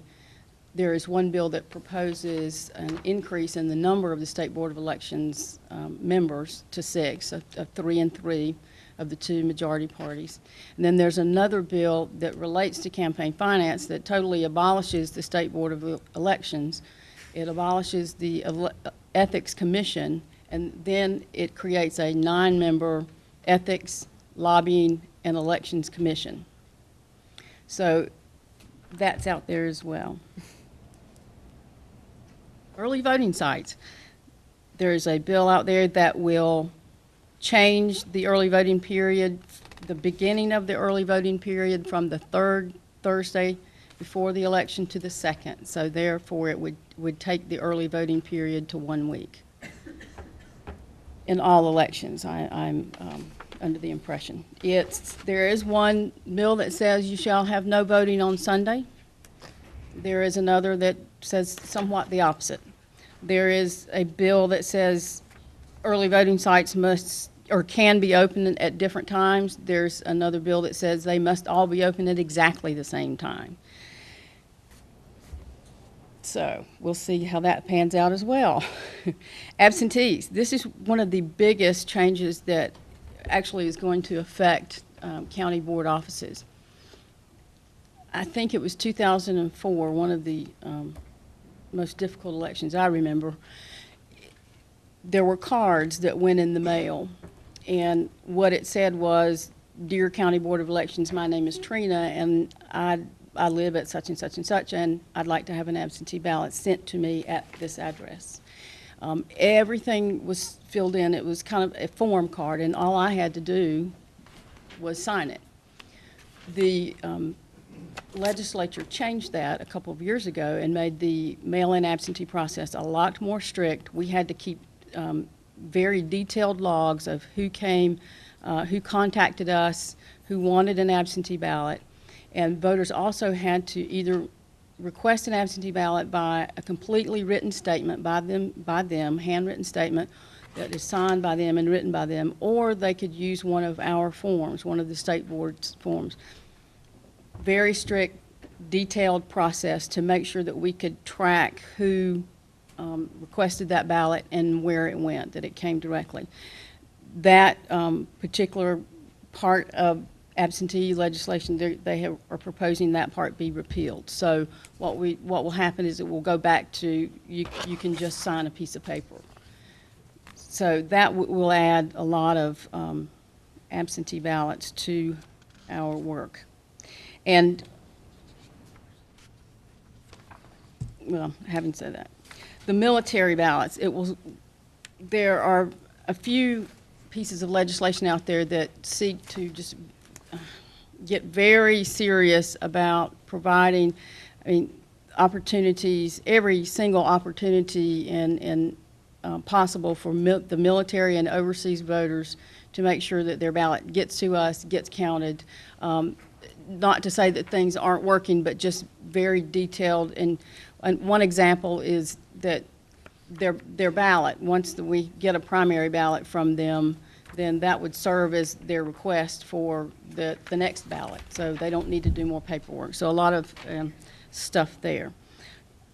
There's a lot of changes in the judicial part of the state. There are a lot of vacancies, changes on the way vacancies are filled. There are a lot of changes to, actual judicial elections. They want to change those back to partisan from nonpartisan. We will have no more IRV if one bill passes, and you remember that very fondly, I'm sure, where we had a IRV race in the vacancy for a judge this past election in 2010. So that will stop. So that's just a very quick snapshot, and I haven't even touched on this really other significant list, no straight party voting. That would be eliminated by one of the bills that are out there. It significantly limits the terms for offices, both for legislators, for the Speaker of the House, the President pro tem. So that's a lot of those constitutional amendments will apply to the changing of the terms. The way that our presidential elector is, it's going to be now designated by popular vote if this particular law passes.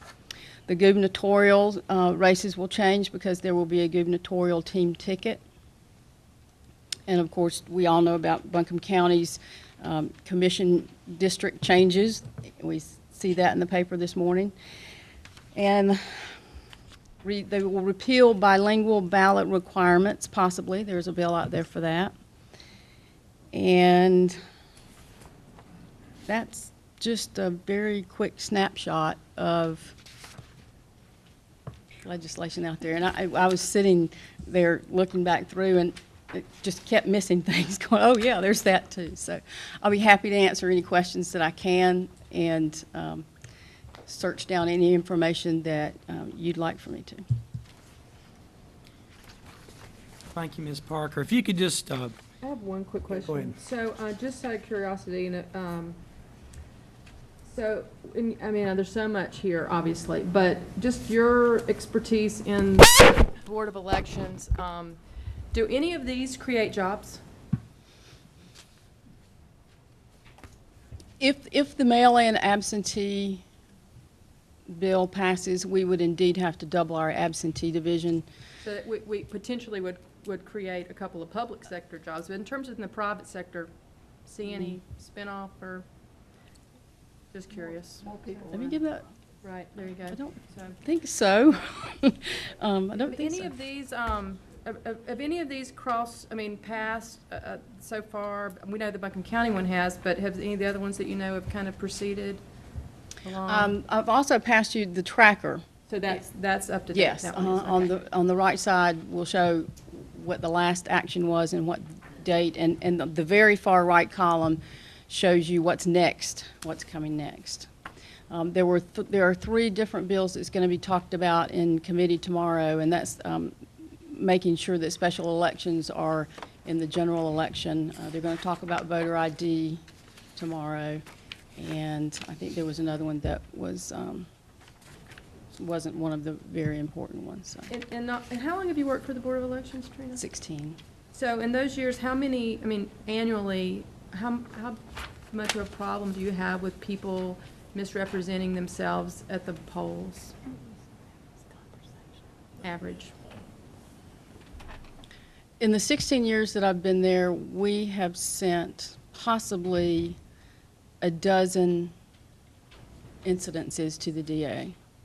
Of those, of course, the district attorney doesn't report to us the outcome of all of them, but the little information that we were able to get back, most of those were confusions from the elderly that say their daughter shows up on the weekend, says, "Mom, I got to get you to vote. You know, let's here, fill this out."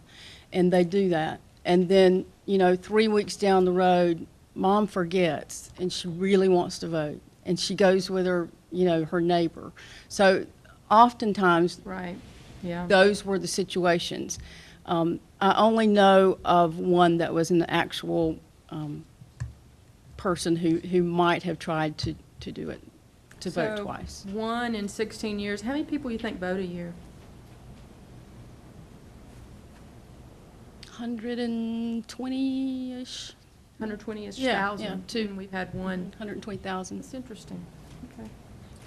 Thank you. All righty. Any other questions? Thank you, Thank Trina. If you could Good just, job. as things pass, if you could just pass along Certainly. how it might impact Buncombe County. Keep passing things on to you. Thank you. Josh, if you'll tell us what's going on in your area. Okay. As with elections, things have Go ahead been. and say your name. I'm sorry. I'm Josh O'Connor with the Planning Department. As with elections, things have been relatively active in Raleigh regarding land use policy. So I just wanted to hit a couple of key notes for the board to be aware of. First of all, there's quite a few bills regarding annexation. I'm not going to go through all of them, but a few propose reforms regarding annexation and what can and cannot be annexed. Of particular interest to Buncombe County is House Bill 9, Senate Bill 27. It's an involuntary annexation moratorium. It would place a moratorium on annexation that will last until the mid part of 2012. That's currently passed the third reading in the Senate, and it's waiting for action in the House. There's a similar bill specific to Buncombe County that would extend a moratorium on annexation until 2016. And at this time, there hasn't really been any action on that bill other than referring it to committee. One other possible bill of interest with respect to annexation is the repeal of the Biltmore Lake annexation. It's an area that was annexed by the city in 2007, and there's a proposal to remove that from the city maps. There's currently a bill regarding eminent domain that would add an additional step in the process and allow just compensation to be determined by a jury. That's passed its third reading in the House. It's waiting for action in the Senate. That's House Bill 8, Senate Bill 37. You've probably heard a little bit about the billboard bill, Senate Bill 183, House Bill 309. At this time, there are two different versions of the bill. The Senate bill has removed some language that would restrict the ability of the county to keep existing signs from converting to digital formats, but the House bill still has that language. So as a county, we would lose our ability to say whether they could or could not have digital billboards on existing signs. So that language is yet to be reconciled. Now, we have an absolute ban on billboards in Buncombe County. Within our Within our jurisdiction. Correct. Will there any bills that will take away our right to retroactively prohibit billboards? I can't say at this time because of the ambiguity in the language between those two bills. There are a number of existing billboards that it would restrict our ability to crimp down enforcement on those billboards. So there's not a bill that takes away our right retroactively to control billboards. So the fact that we did it a while back, will we be able to keep that prohibition? Correct. But any non-conforming signs is basically what this one addresses. So it goes forward, and the non-conforming forward. Correct. So if you have a billboard and it's a solid face billboard, we would not be as a county to say you can't change that to a digital billboard or a changeable face billboard. Okay. As they move forward. There's House Bill 332 that declarifies development moratoria. Originally, it removed the ability of the county to enact a moratorium on development based on a need to install legislation. In its current form, that's been modified a little bit, so the county would still maintain an ability to install a moratorium on everything except residential housing is the current reading of the bill. There's a bill to stimulate new home purchases, which would provide up to a $10,000 credit for new residential home purchases dealt out over several years. There's the Property Owner Protection Act, that's House Bill 652. This applies specifically to land use legislation. Basically, it guides the courts to interpret land use cases to be in the interest of free use of the land. It also allows property owners who pursue action against the county and win to recoup their attorney's fees following that action. There's a similar bill. That bill basically applies only to land use policy and property rights.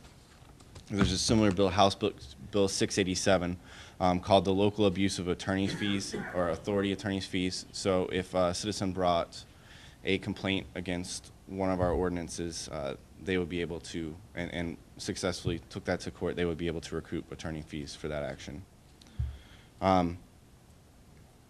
House Bill 806 imposes new zoning statutes of limitations. Currently, for most zoning actions, conditional use permits, amendments to the map, or amendments to the zoning ordinance itself, there's a 60-day statute of limitations where someone can challenge that ordinance. This separates the way that we look at zoning ordinances, and for any text amendments or installation of zoning ordinances, it changes that from 60 days to 2 years. So there's also a provision in that bill that, what's that? For when they get standing. Correct. There's also a provision in that bill to modify our ability to regulate residential uses in certain agricultural districts. So basically on lots greater than 10 acres where over 50% of the lot is used for agricultural purposes, and that includes silviculture or forestry purposes, it prohibits us from putting in place zoning regulations that would prohibit single-family residences. So there's a little bit of ambiguity as to whether that would impact some of our steep slope high elevation ordinances, or if we would be able to regulate the types of residences in those districts. So say that one more time, So about our farms. So it's not necessarily farms. If you have a piece of Agricultural, property okay. that's 10 acres or greater, Mhm. and 50% of the use of that piece of property is used for agricultural purposes, Mhm. then the county cannot impose zoning regulations that would prohibit you from building a single-family residence Oh, okay. on that house. There's just ambiguity as to what exactly that entails, whether that would impact our ability to regulate steep slope high elevation I see. Okay. properties. So we're unclear on that at this point. Those are the major bills that we're aware of.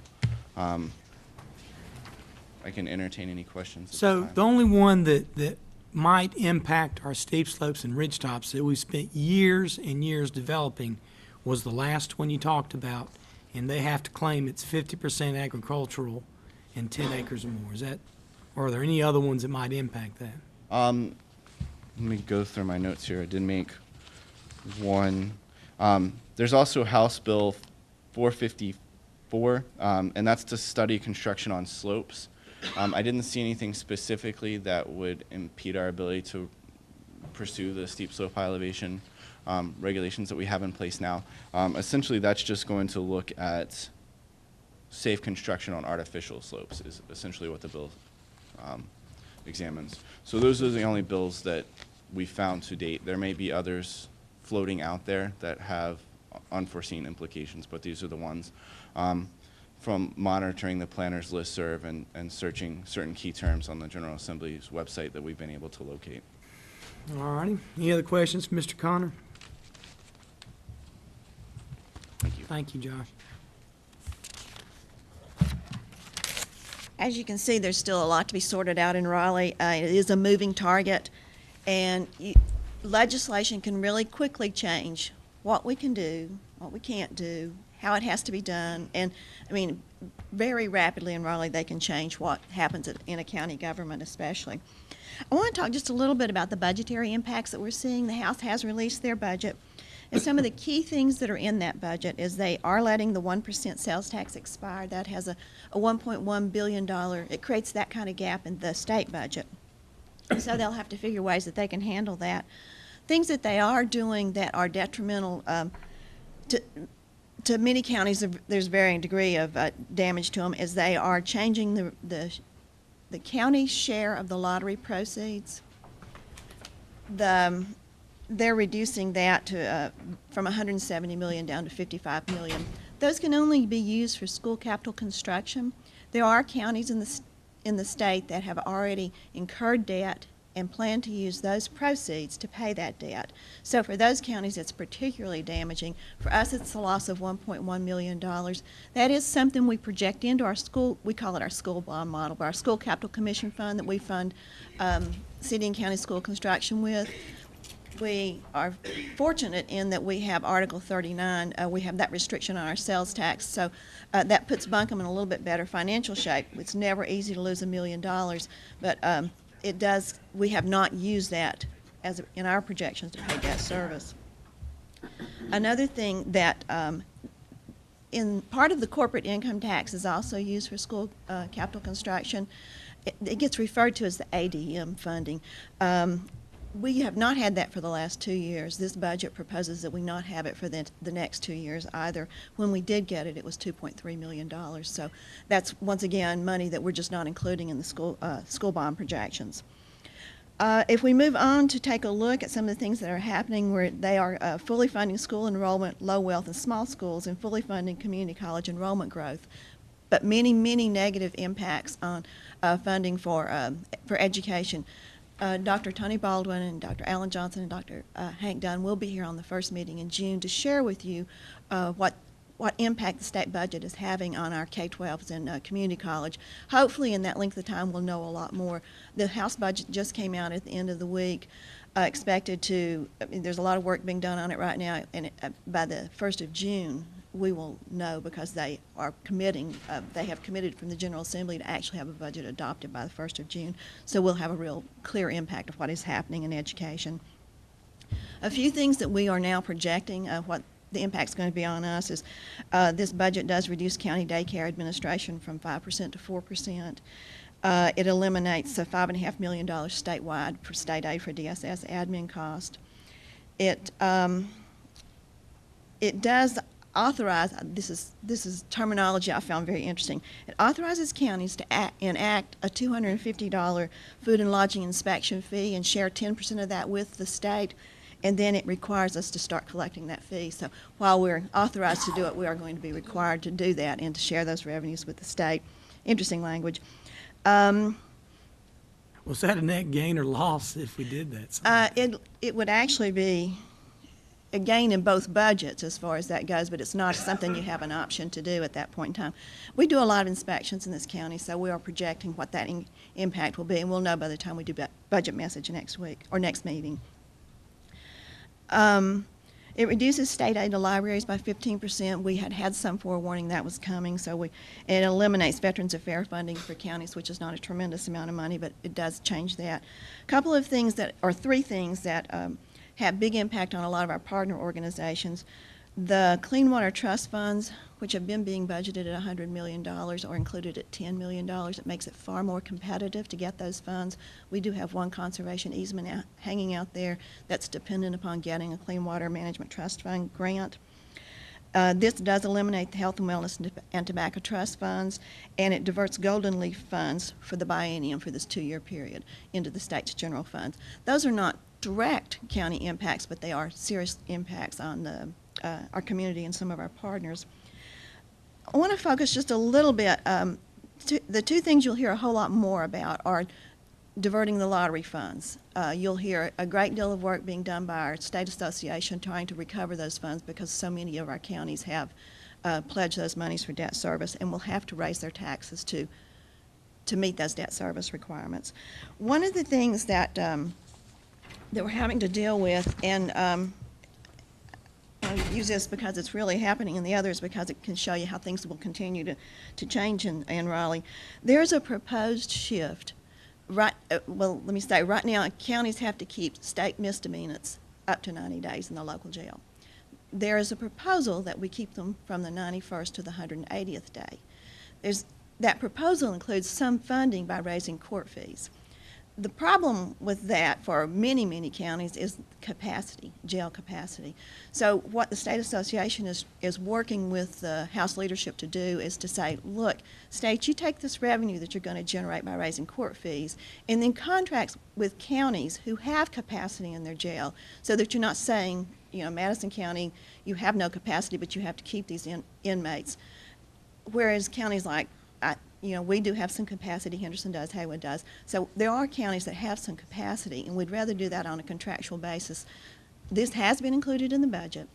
The negotiations continue, and we do think that there's a possibility of seeing an alternative as we go forward. That's why it's so hard to predict exactly what will happen and what will be the end result in Raleigh.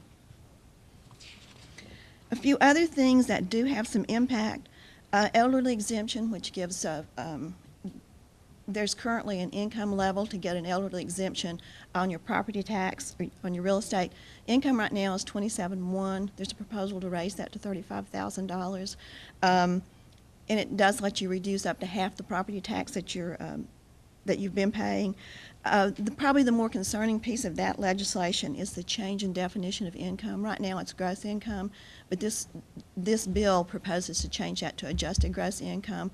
And it opens the door for a lot of people who run businesses to, their adjusted gross income can be significantly lower than their gross income. So that is something we can't predict, the change in income, the change in the definition. We can't predict what impact that would have, but just changing it from a $27,100 income to a $35,000 income, we know would have a $365,000 negative impact on our property tax revenue.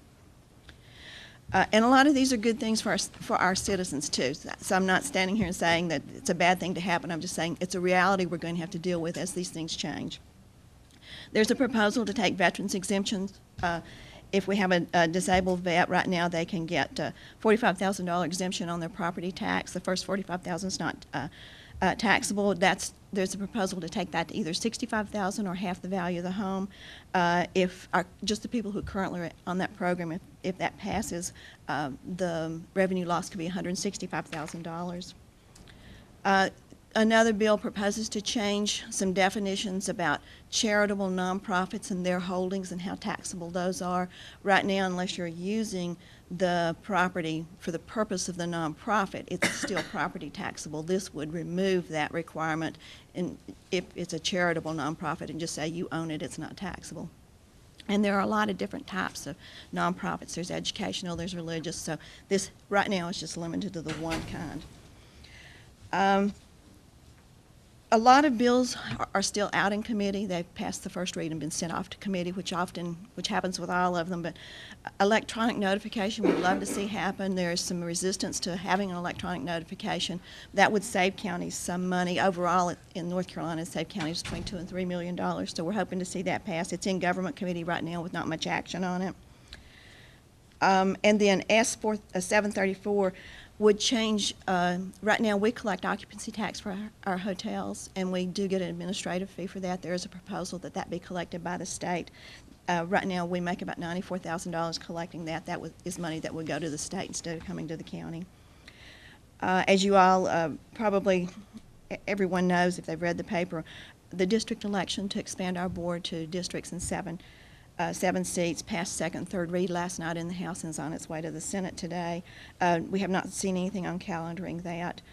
We also have a House Bill 552 to establish an airport authority with our airport.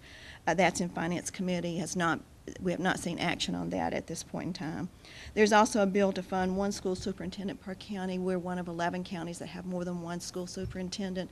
Not much action on that bill right now either, and they say there's about a 50-50 chance of that passing. We'll hear more about that when we hear from our school leaders the first meeting in June. There are a number of bills that we still worry about, but those are the key ones that have a budgetary impact for us that we'd like to. We will not ask you to pass a budget for Buncombe County until we know a whole lot more about these bills. In my this is my 18th budget, and one time in those 18 years we've done a continuation budget, and that was in the 2001-2002 time frame when we had such a serious recession. But before I would ask you to pass a budget by the end of June, we'd want to see the results on a lot of these bills. But I have great hope that they will have a budget in place by the 1st of June, and we'll know where we stand before we have to make that decision toward the end of June. Happy to answer any questions you have. It's a moving target. I've told many of you, this is the first time that I want to make sure I've seen the daily bulletin before I go to sleep that night, so I know what to worry about the next morning or what to dream about that night or what have you. But it's a very, very active time. Some very fundamental shifts. The state has a major, major budgetary issue to address, $2.4 billion, and it has an impact on every one of us, whether you're what kind of local government you are, education, you name it. We're all feeling the impacts of it. Any questions? I have a couple. Okay.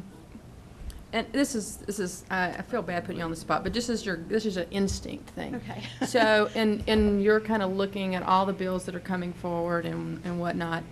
Do you have a sense that some of them are recognizing the positive of local control? Because it seems like kind of the local control, even though it sounds really good, but it's basically being taken away. I mean, that seems to be the take home from a lot of those. So.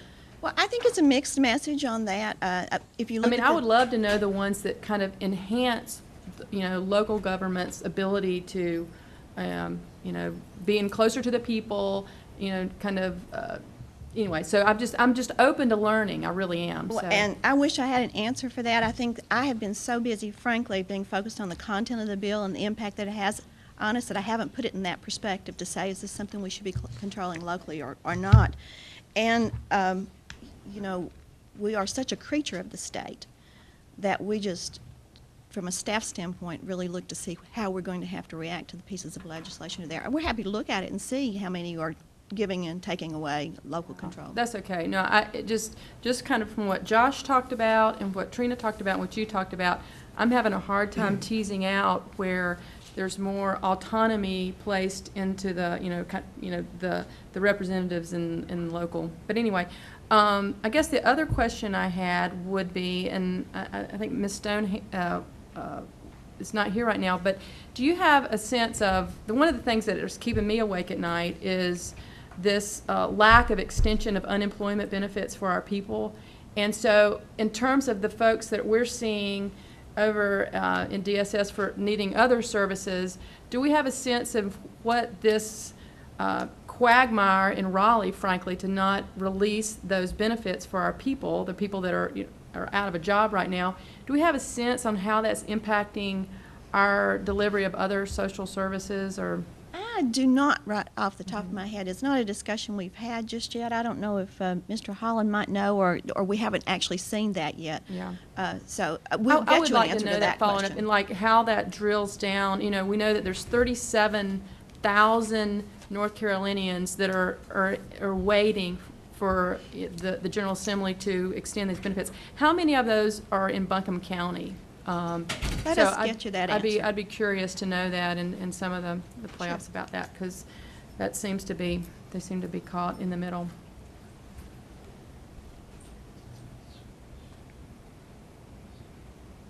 We'll be happy to get Thank you. Get that answer for all of you. Any other questions? Thank you. Thank you. It's an interesting time. We will keep you posted. Lively, know it's over. We have on here the next time business to generate a landfill. We have social media. We have 4 closed session. I think you said 3 closed session issues and quite a few folks from public comment. Is there a motion or a sense of the board that we might do the generator on landfill another next meeting The social thing too. and social thing? Yeah, that'd be good. So move to redo our agenda to defer the update on the landfill and the social. Okay, there's been a motion by Commissioner Peterson. Is there a second? Second. Second by Vice Chair Stanley. Is there any discussion? I don't think either one of these are time sensitive, are they? No time sensitivity to either social media or the generator. Okay, any other discussion? No, about this, I've got something else. but- All right, all those in favor of deferring the generator landfill presentation and the social media presentation to a later date, say aye. Aye. All opposed, no. Then the motion carries. Next, we have board appointments. This is just one maybe follow-up to some of the presentation that we just heard, and I know that I'm wondering if we could, as a board, write a letter or request to the Senate in terms of the districting elections to ask that as the districts for the county commissioners, and we know it passed the House, but if we could respectfully ask that as this districting is considered within the Senate, if it could be done like every other county in North Carolina's districts are designed, which is within the local jurisdiction. So if districts are going forward, you know, pros and cons on both that side, but could we at least ask for the courtesy of those districts being not drawn in Raleigh, but drawn under the auspices of all the other counties that have districts in North Carolina have. So if that could be considered as the Senate does its work, I wonder if we could kind of weigh in on that. I don't think it'd do any good, but I would like to see it go, yes. I just think that'd be great. Anytime that Buncombe County is singled out in Raleigh, I just think that's a big red flag for me. And you know, district elections are done differently in every other county in North Carolina that do them. And I think we deserve it for our citizens to say, okay, just do it like you do everybody else. Got a motion? Yeah, that's the motion. Second. All right, any further discussion? I've just been horrified. We haven't been told anything about this. We got no notice till after this bill was filed. There were no public hearings. There was no discussion. There was nothing on any websites, nothing in the campaign. It's just real disappointing that one member of our delegation has chosen to jam this down our throats, which is exactly what's happened. So anything we can do to express our displeasure, I'm certainly for. I don't know how much good it will do, but I agree that we've got to go down swinging. This is a bad thing, and I think people will see when you lose your right to vote for a majority of the commission members, you will regret that. But that is the way it is headed. There's been a motion, second. Any other comments? All those in favor of drafting a letter along the lines of Commissioner Jones, seconded by Vice Chair Stanley, say aye. Aye. Aye. All opposed, no. We will send a letter, and Kathy, can you help us? Can I get with you and we'll draft a letter along those lines? And we'll get that out right away. Thank you. The bill did pass the House, so it's through with the House. Now it goes to the Senate. The House has already approved a long party line vote, I take. Were there any changes, any other, does anybody know? Any Republicans vote for the bill? I heard the vote, but I don't remember. Okay, well, I guess we can look We that could up. research that. All righty. We have two, let's see, board appointments. We have Board of Health. We have two vacancies, one reappointment, or one candidate.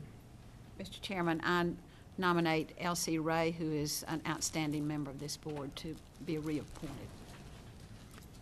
Okay, Reverend Ray's been nominated. Is there any discussion or any other nominations? All those in favor of Reverend Ray to be reappointed to the Board of Health, say aye. Aye. All opposed, no. Reverend Ray is reappointed. Adult Care Home Community Advisory Committee. We have, Barbara, if you could tell us a little bit about that. I think there was a question about Who had a question? Maybe there's not a question. Why don't you just tell us quickly why, this will make the board full, is that right? Yes, it will, and I think this is good news after all that we've just heard. Kathy had notified me just a week or so ago that we had 2 new applications for the Adult Care Home Committee, but our committee was full. So my question was, what is our maximum capacity? And I said, this is a new problem, and it's a good one. So Kathy, what is our maximum number? You're at maximum, but you have the 2 seasonal folks. Right. Well, we have one person that is on a leave of absence. She's caregiving for her husband. And then there is another person who is seasonal. So we would be thrilled to have 2 additional folks. We do divide up into teams. There's 4 teams, north, south, east, and west. And so if we have 21 people, that just gives 5 members per team to do the visits, and oftentimes someone is out, so that helps us have plenty of people to go on those visits. All right. Thank you, Ms. Henshaw. Any nominations to this? Chairman, I nominate Sabina Stone and Dixie Bardaw. Any other nominations? Ms. Stone, Ms. Bardaw has been nominated by Vice Chair Stanley. All those in favor, appointment, say aye. Aye. All opposed, no. They are appointed 5-0. Next, let's see. Our next meeting will be May 17, and we will be meeting at 4:30 as always. Are there any other announcements? I seem to have misplaced my paper. All right, if not, we will begin with public comment. I will say that we do, in our bylaws, I'll read this. Each speaker during the public comment shall be limited to 1 appearance at each regular meeting of the board, and the board reserves the right to deny any public addresses on a subject previously presented to the board. We will be glad to hear any matters that are new or any new ideas about a matter that's been presented before. And you have 3 minutes. We'll give name and address. Anybody? Mr. Yelton? Don Yelton, Jupiter, North Carolina. And I've sat here today and had some comments, and I was thanking you, Holly, for wanting to pull up the deal about the social media, because I had some questions about that, because I go to the Buncombe County Health Department and I see I've got to register to get information. And I remind this board that you can't set up a gatekeeper from the public getting information, so I hope that is not the intent of any of that. But I also want to discuss with this board something called domicile. Board of Elections says you cannot be, you must be domiciled in an area to vote in that area. Domicile does not include someone that is a resident of a dormitory. Domicile means you go home at Christmas, or you go home at Thanksgiving or whatever. So I think there have been a lot of people voting in Buncombe County that were probably not domiciled in Buncombe County. That's one of the things that I think some of the new legislation is trying to address. Also, I can remember a time when we wanted to vote on zoning. The citizens of Buncombe County wanted to vote on zoning, and guess what? We had to go to Raleigh and beg for that vote, because Raleigh does control the county. You exist at the pleasure of Raleigh. And that's the way it was when the Democrats controlled everything down there, and everybody seemed to be perfectly happy with that. But they're not happy with it now. And as a matter of fact, this board, I was present at a public hearing on zoning where 99% of the people in the room stood up and said they didn't want zoning. And they got zoning. So if this board doesn't listen to us, we will find somebody that will listen to us. And I think that's very prevalent, because I can see some things going on. I see the cameras put over here in the corner. We've been through that in the upper courthouse. Had a lawsuit over it. You're putting all the cameras in the corner here where they can't have to see you sideways. They can't get on you. We don't have a microphone in here. And Wanda, you do speak softly, and so does Mandy Stone. We can't hear you. And I've brought that up 3 or 4 times, David, and there's been nothing done about it. So bottom line, it looks like you all are kind of like scared rabbits running because you know some of your power's been cut off. Well, you're shutting down URTV. And you've publicly stated by your attorney that you're taking the money from URTV and putting it to BCTV. And by the way, that is a tax that's going to BCTV, not a PEG fee.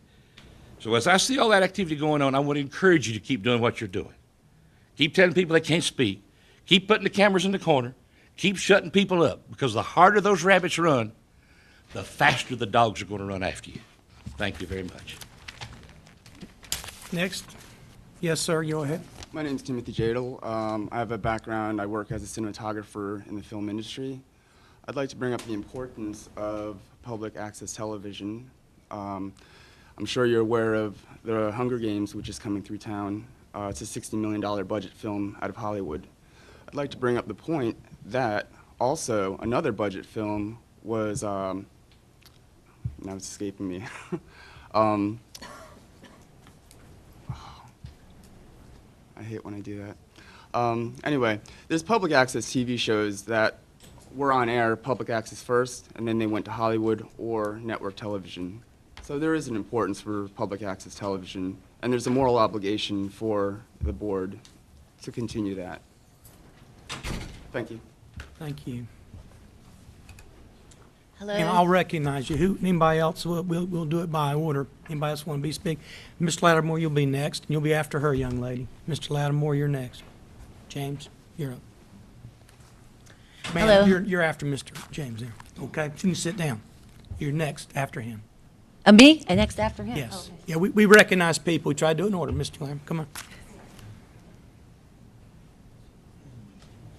Good evening, Commissioners. Sir. I'm tired of sitting. I guess you're tired of listening, but I'll try to be brief. I have a habit of running out of time, so I want to skip to the end of my remarks first, then come back to the beginning. I'm talking about URTV, and I want to propose that we make a fresh start on this issue. And I would like to propose that you put it on the agenda rather than public hearing, put it on the agenda so that it will be discussed and some decision will be made and we can find out whether or not you want URTV. We need to know. We're not hearing anything back. Commissioner Gant has been kind enough to feed some responses to emails so that I have some insight into what's going on. But there's a lot that I don't know, and I think there's a lot that you don't know about URTV, and so I'm proposing that we make a fresh start and have an up or down vote, a public decision. A public decision, like, I don't know how you make any decision. When I used to be on the water board, we made public decisions. We were not permitted to make private decisions, and I don't see many decisions being made here, so I would like to put the URTV on the public agenda and make a decision. Secondly, I would like to propose that, I don't know what the mechanism is for doing this, but that you consider a new CEO and a new board for URTV. I think there's something about the relationship between this board and URTV that needs to be solved by a fresh start, and so I think a new CEO and a new board would be appropriate. And third, I would like to invite any or all of you to appear on the VFP TV program any Wednesday night, as long as I don't know how long we'll be in business, but tomorrow night we'll be talking about, I'm sure, about the death of Osama bin Laden, but we can talk about the death of URTV also. So if any of you want to come on, you're welcome. Let me know before I go. So that's enough. I got that in. I had some other stuff, but I'll quit that. Thank you, James. Yes, ma'am. You can go ahead now. Thank you. Thanks to the commissioners. Thank you very much for talking to us today. I'm Give your name currently. and where you're from. Oh, I am Christian McKinney, and I live in Weaverville. I'm currently in production on a film called Local Sustainable, so I can answer a question that ASAP actually had given me the answer to already. 9 out of $10 spent in the local markets goes right back into our economy, so that's huge. That's really big. If URTV does not continue on, this documentary will never see the light of day. What I'm trying to do with this documentary is show the rest of the country and the world how a forethought and a forethinking that Buncombe County is, using Buncombe County as a model for local sustainable. Also, I have cable, and I pay every month $6.55 to the North Carolina video tax.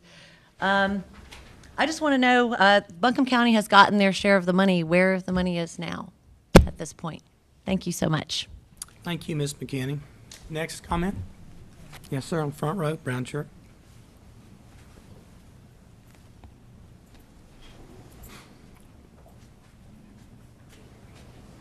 Hi, good evening. My name is Pete Blackshaw, Asheville. Been up here several times already.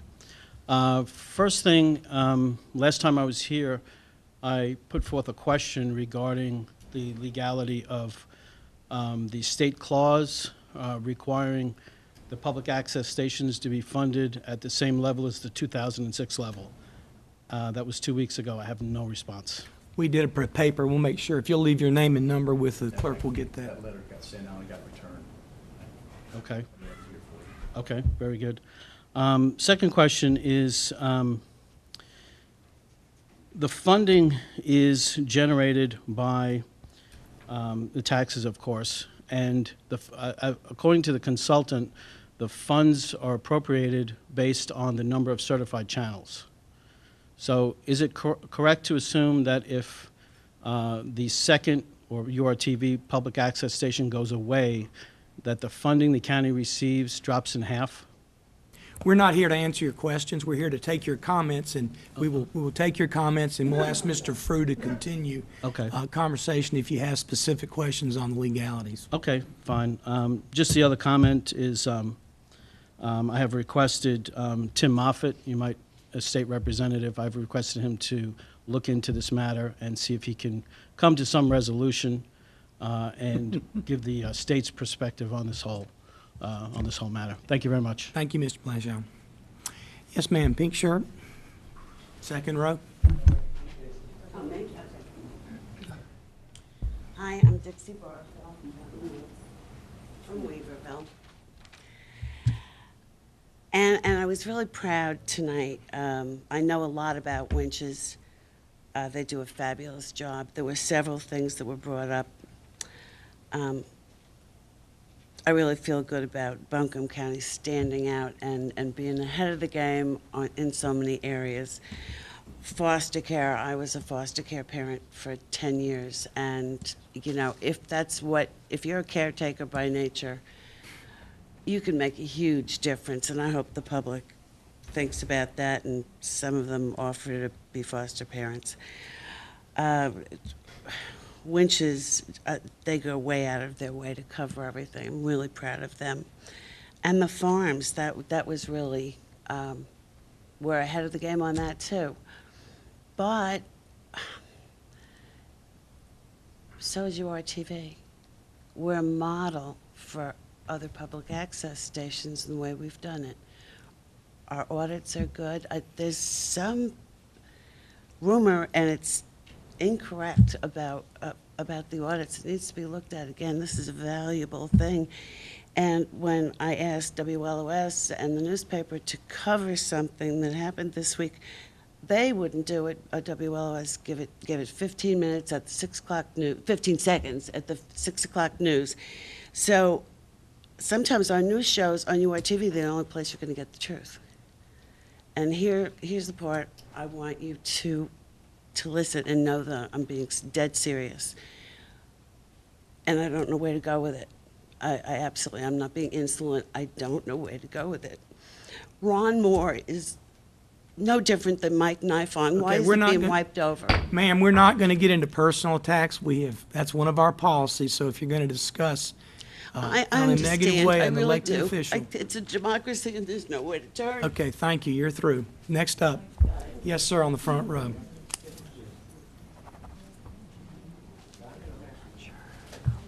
My name is Jonathan Zarni, and whoa, podium moves.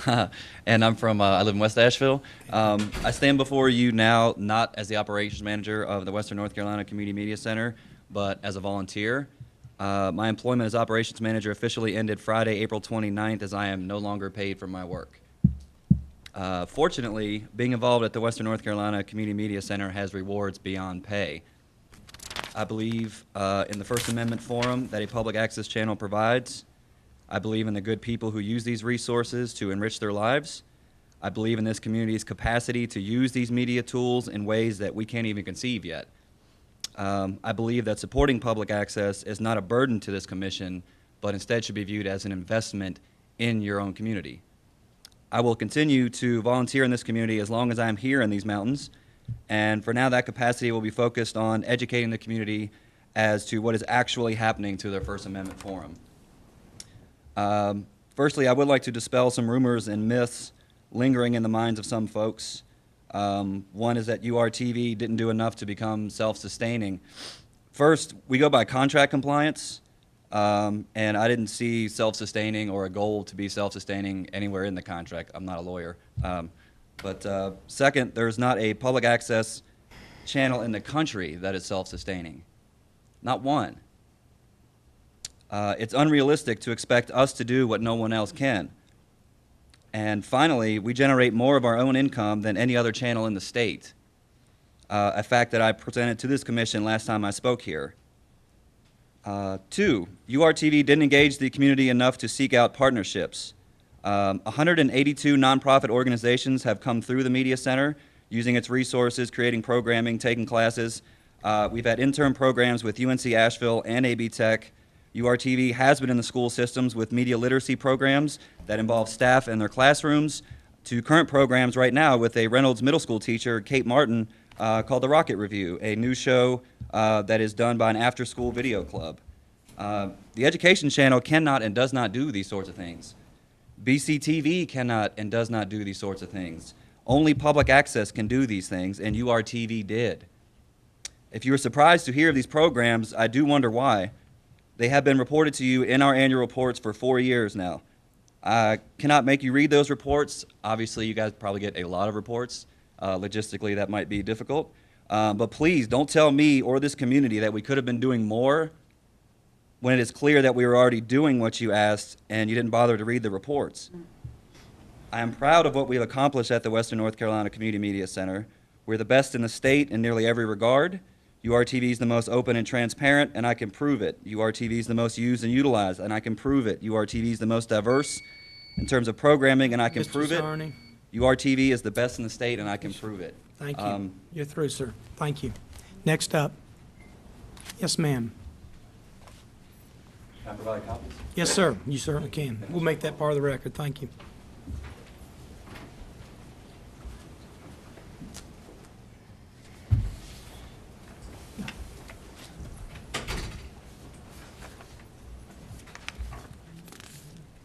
Good evening. My name is Dale Joyner. I'm a producer and also a board member. I would like to read a bit from the contract.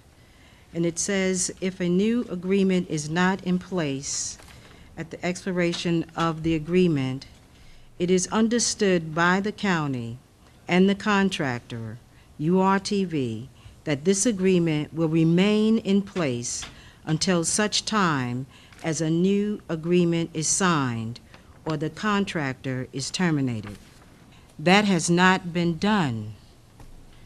But we are being bled dry by no finances from the commissioners, which finances have been received by you to fund public access. Well, we're doing heavy lifting now, Holly. No one is employed. And this evening you seemed so concerned and as if you had so much compassion. I really felt compassion from you as you was asking if the voting was creating jobs, if they was talking about the medical, if it was creating jobs. Well, you have put people out of jobs at URTV, and I would like to know, does that affect you? We're not going to get into personal. I will absolutely respond to this at some Thank point. you. That is completely outrageous. Thank you. Please, Kane. please answer. Well, once you finish your comment, then yeah, she'll finish talk. up, Okay, thank Dale. you. We want to thank hear you out first. I also was viewing a program on URTV that is called Full Disclosure. And on can I hand this to you? And on Full Disclosure, their podium is public access TV. I phoned the president on Thursday, and she phoned me back on Saturday afternoon, and they want to give us a national forum to discuss what is happening here with the funds at URTV. And that's what we need. We need a national and international forum to let them know how the government is being run here in Asheville. We also feel that we should set a precedence in redirecting this money and setting up another office, because it's obvious that it's too much responsibility for one person. So we're going to seek to draw a petition to do that the money is allocated to another division. Even if you close URTV, that is our goal, to do that, to make sure that money does not have to go to anybody other than another office. All right, Ms. Joyner, thank you. Thank you. Commissioner Jones, do you want to respond? The responsible entities to employment and operations are the board of directors. I voted to support a 501c3 model that would allow a lot of independence, the greatest access to First Amendment rights. That was what was requested. I supported that then, and I support that now. So for a board of directors member to tell me because their management has not worked out for whatever reason, I'm not judging, but to kind of imply that I am responsible for somebody out of work is outrageous and out of line, and it is not the truth. The truth is that a 501c3 needs a board of directors that can oversee the management that will employ folks. So I'm not taking that, and I know I'm part of the sideshow now, but that is wrong, and that is a wrong accusation, and I am continual, despite all the accusations and all the glares and all the misinformation, I will continue to be open to think about how to utilize that money correctly. But I will not be told that I am responsible for someone being out of a job, because you know what? That tells me that that management structure is broken. All right, that's all. Now, all right, we're not here. We're here for public comment. Okay? Any other public comment? Yes, sir. You in the back. Oh, what? I've been raising my hand for 5 minutes. And we may not I call recognize on you. this man. You're next up, sir. Don't call on them.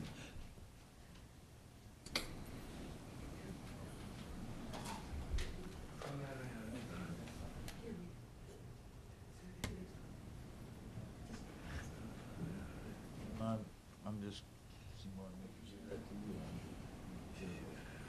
You'll be next up, Brother Christopher. Go ahead, sir. My name is Reed Todd, and I live in Asheville. Yes, sir. And I've been here a couple of times trying to give y'all a message that I thought was something that was well deserved, and that was thank y'all so much for letting me put a show on to call my family together. And I'm not sure why there's all this kind of dissension and stuff that seems to be happening and all, because I felt very honored to know Buncombe County and the city and the URTB program that allowed me to share this message, the Torah Habasora, with all those that have been shared with. And even though I had a contract for a few shows and all, that seems to be up in the air, and I don't know if I'll get to actually utilize the programming to finish up the shows that we did finish up. We just haven't put them out for everybody, but apparently all that we have getting a lot of response from around the world, and really just thank y'all so much for letting me share the good news with those that are in need of the good news. And I just wanted to say thank you, but I wasn't sure how to say thank you when I thought everybody was on the same team, and it seems like there's some kind of mix-up going on, and I wish that it could be cleared up and straightened out, because I would truly like to say thank you for what y'all have allowed me the honor and privilege of doing for my father. And I just give y'all a part of my website and all to maybe further explain what y'all allowed me the privilege of doing. And I thank y'all, and hope you get all this resolved, and I look forward to many more blessings coming this way. Thank you, Mr. Todd. Yes, sir, Mr. Christopher. Yeah, a question of order. What's his I'd like to name? know why the What's your screen is name and where you black. from, sir? I'm Brother Christopher. I here in Asheville. I'd like to know why the screen is black. Why can't we see what? Oh, never mind. I see that one. Good enough. My name is Brother Christopher. I produce at URTV. The whole thing goes down to commitment. A commitment you, the county, made years ago to public access. But see, we all know that was a scam in the first place, because see, I saw how it was set up. It was set up to expire in 2 years. That's why our little city man, wants to see how fast he can sell the equipment. Unfortunately, the equipment is worthless. So the city's going to get equipment that ain't going to get them a dime. Now, that goes to commitment. See, you made a false commitment. You made a commitment to the people to give them their channel. See, you got commercial TV, but that's controlled by corporate.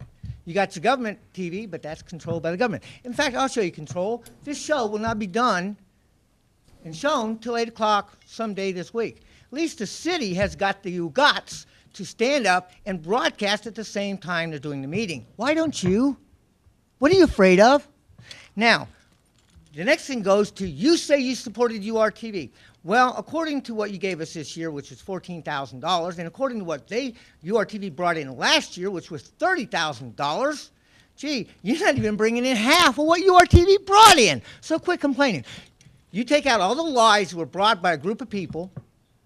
You take the fact that the first two, until Pat Garringhouse came there, the URTV was set up to be nothing but a failure. It was.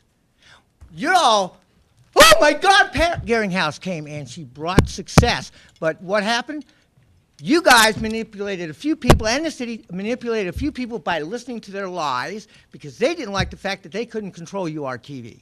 So you manipulated the smoke screen so you could drain URTV down. Now, I know I'm offensive. I'm even more offensive than Don Yelton. In fact, Don Yelton asked me not to do something, because I know it ticked you off, and I know every one of you knows I mooned you 2 weeks ago.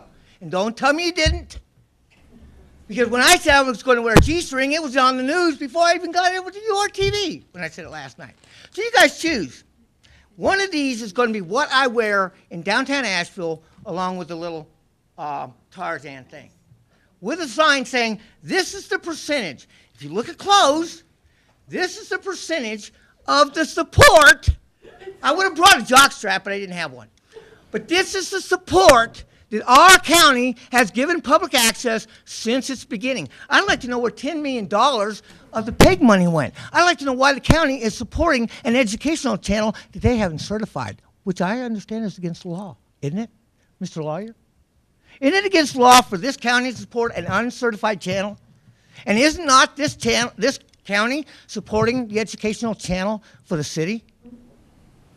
Good question. So, hey, you want to choose now? I got 4 seconds. Which one you want? The blue, the black? Oh, the tiny one? You can Starting sit down. Friday, you'll see it. Yes, sir. Next up. Hi, all. Gotta get to the studio and show my obscene. Yes, sir. Phil, where your name and where you're from? My name is Marshall Pyle, and I was originally born in Spartanburg, but I grew up in Bat Cave, and I've been living in Asheville for like over 15 years off and on.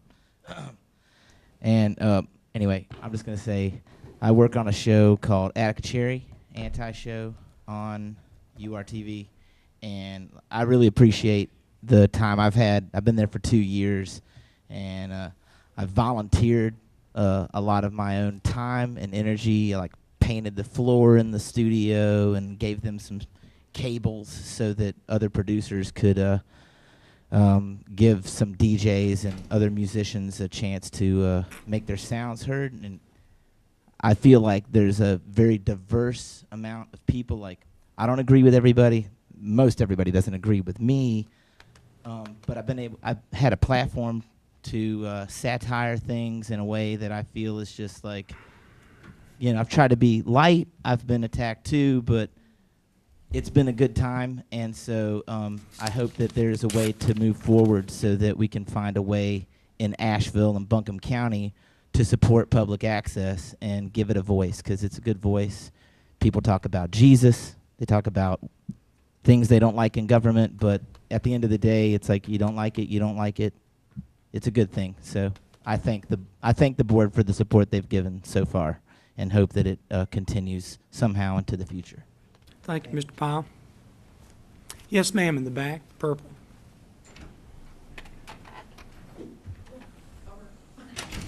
Hi, I'm Kasha Baxter from Woodfin. And I want to first say that Jonathan has been really a terrific guy. He's so helpful at the station. I mean, he'll come running in and, we like take calls on Veterans for Peace and we always screw them up, I mean, it's technical stuff. We're all volunteers, so we're all learning all the time, and there's only a couple of us in the control room, So we're trying to get as many voices heard as possible. So he'll come running in and press the right buttons and get us back on track. And he does that for everybody, and he's just been really super. It was slanderous. Somebody said something about stuff disappearing. He will not let stuff go disappearing. I can guarantee you that on my word of honor as a past campfire girl. And I mean, y'all probably had some sort of board workshop thing, where you learn, because I know I've been on boards, and when we didn't have trainings, we weren't very effective. And I'm hoping that you'll recognize, being board members, that maybe our boards have not been that effective, because frankly, if they were, I wouldn't feel sideswiped right now. And I really do. I mean, my eyes have been on the prize of Veterans for Peace TV. That's where I've wanted the voice to come through and really be, I mean, we're on under cultural issues, but we could both also be under First Amendment, because these veterans fought for the rights for all of us to have free speech. And by taking away URTV, we're going to be eliminating that forum. And I know you don't want to do that. At least that's my sense, is that you want the P to continue, just like you want the G for government to continue in PEG. Well, the P is public. That's us. That's us over here. And many of us that can remember, are going to give you copies of the contract and the latest budget or audit, because it really does prove that we did what we were supposed to do, at least as far as auditors and those official types are, because I don't really know. All I know is that I do what I can, my best, to represent veterans, and I want to keep that happening, because no place else can that happen, as far as I know. An authentic voice. And it is also my desire to definitely ask you to come and be on our show, because you said you were interested in coming to the station. So we would love to have any of you, but specifically you, Holly, if you would love to be there at 8 o'clock tomorrow night, you will be on our show. And we do not attack. Thank you, Ms. Dexter. We are not enemies. Any other public comment tonight? Yes, ma'am. Blue dress.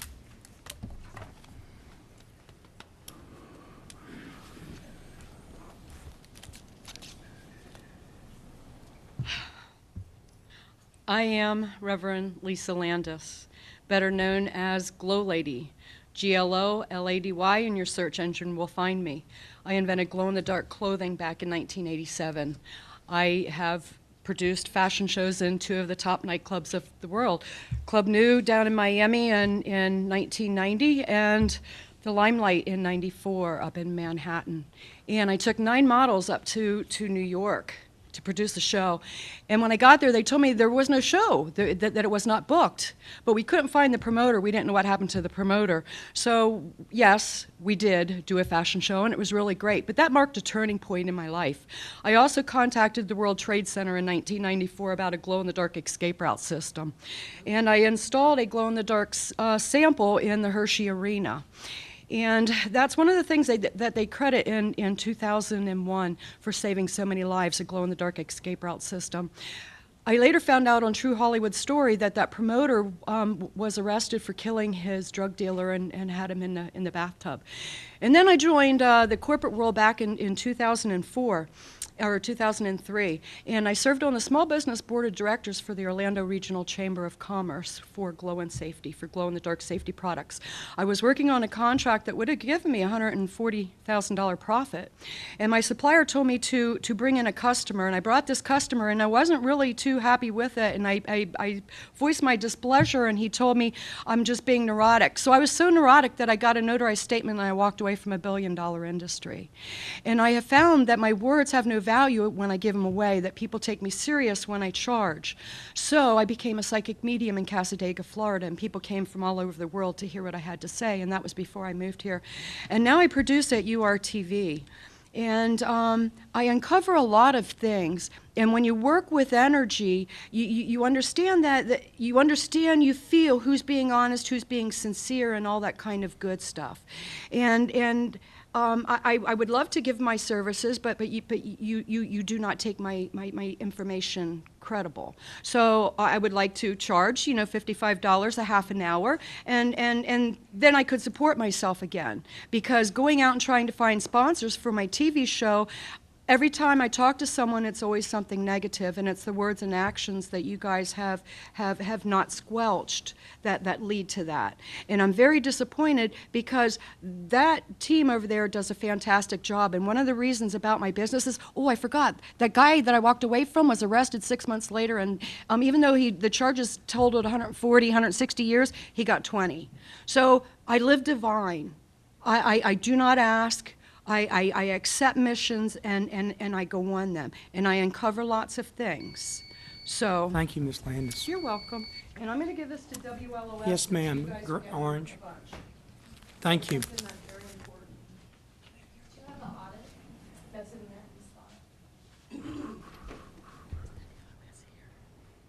I don't think so.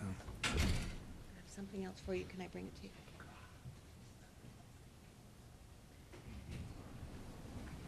Hi, my name is Connie Shannon Staley, and I'm with URTV, and I want to thank you again for listening to us and being here. I think emotions are real high right now because we're being drained. We feel like we're bleeding at the station, and everybody's trying to kind of hold everything together with bubble gum and still do our shows and still help the community, help the citizens. And that is what the root is about. We really want the citizens to have a voice. So we're kind of keeping things together, like I said, with rubber bands. We haven't had any money to fix things, but the emotions are high here. But one thing I want to say is by coming to all these meetings, one of the things that has helped me is I've got a new appreciation for what you have to make decisions on or what your venue is. But a lot of these people that I've seen stand up here have come through the station. We have had them on our programs. We've had the animal groups on our programs. We've had Feral for Cats. We've had a lot of different groups, and they've had a voice on URTV to help with what they're trying to do for the community. And I think that's something we need to think about, that a lot of the programming is about that on URTV, along with the religious groups that help. Luella Whitmar has Success with Luella, and she gets a lot of call-ins, a lot of people that are on the streets that need help to call her all through the night. All these things are so important, and I think that if we get out any message to all of you, that's the message I want you to hear. Not that we're mad, not that we're mad at any of you, but that we're frustrated because we want to continue to help the people of this wonderful county that we all live in. And I'm being real sincere when I say those things. Thank you. Thank you, Ms. Staley. Any other public comment tonight? Yes, Dr. Berg.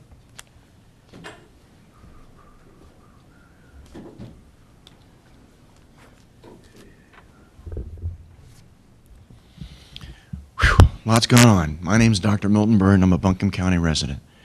I want to communicate something about going forward. Going forward means that this community needs to reestablish a communication and a relationship and problem solving this issue called URTV. It's just one of many, many issues that gets in front of you as elected officials. Been there. I understand it. This is an opportunity, though, to take a low-trust, difficult situation and begin reformatting it into a high-trust situation. That's not an easy task. But to problem solve and build a communication with the citizens is really an ultimate challenge to all of you as elected officials and leaders. This forum of URTV, this public access, is a very, very important aspect to this community for its ability to communicate. And yes, you will see extremes. That's part of the American freedom. And we need to encourage it. At the same time, nurture it into an empowering process of communication. That's what media is all about. Let me briefly thank you for your email and your response to me, Mike. It was appreciated. And I know we sit in this difficult situation where we need to reach out to each other and begin communicating instead of battling, beating, and abusing each other. I don't want to see anyone sitting in those situations, in those seats, in this kind of situation, where you feel personally attacked, where you feel you have to defend yourself to the point that you don't want to be open to this. The people in this area, our local community, our home, needs you to be open to this communication with the media, with the people. We can get past all of this minutiae, yet we can also recreate this process into something that goes to a whole new level of social networking, public communication and access, where we build a better community through our ability to work together. It is up to you to lead us. There are individuals out here that are trying to lead, yet they need also to work together as well to do that same kind of leadership response. You look at Raleigh as being a red flag. I do know this is going to be a national issue in the SATOA meeting in 2 weeks here locally, for all public access from around the Southeast is coming here for a conference, and it's going to be on their agenda. So it's going to be a national review of this. I want to see our local elected officials stepping up and through all of this. Thank you, Dr. Thank Bird. you. Any other comments? Yes, ma'am. Chairman Gann, Board of Commissioners. I would like to submit Your our... name and where you're from, ma'am, please. I'm sorry, Sharon Conley, Crescent View Retirement. We're a retirement community providing retirement assisted living levels of care, and we prepare an annual stewardship report, and I'd respectfully like to submit that to you. It just details our impact on the community. We employ approximately 54 employees in Buncombe and Henderson counties. We provide care to approximately 95 residents. We volunteer throughout Buncombe County. We partner with St. Joe's Mission Memorial. We support the Manna Food Bank, ABCCM, and several other, including the Lions Clubs and the WELCA. So I just want to detail in this report our commitment back to the community and our commitment to Buncombe County to take care of the seniors in our community with quality care. Thank you. Thank you, Ms. Conley. Next public comment. Yes, ma'am. You want to speak? And then we'll have you in the shirt, sir. Why don't you go ahead and come up and sit in the front, and we'll see if we can. How many more public comment we have? We'll just get them lined up. Why don't you come sit in the front row, and then we'll go that way.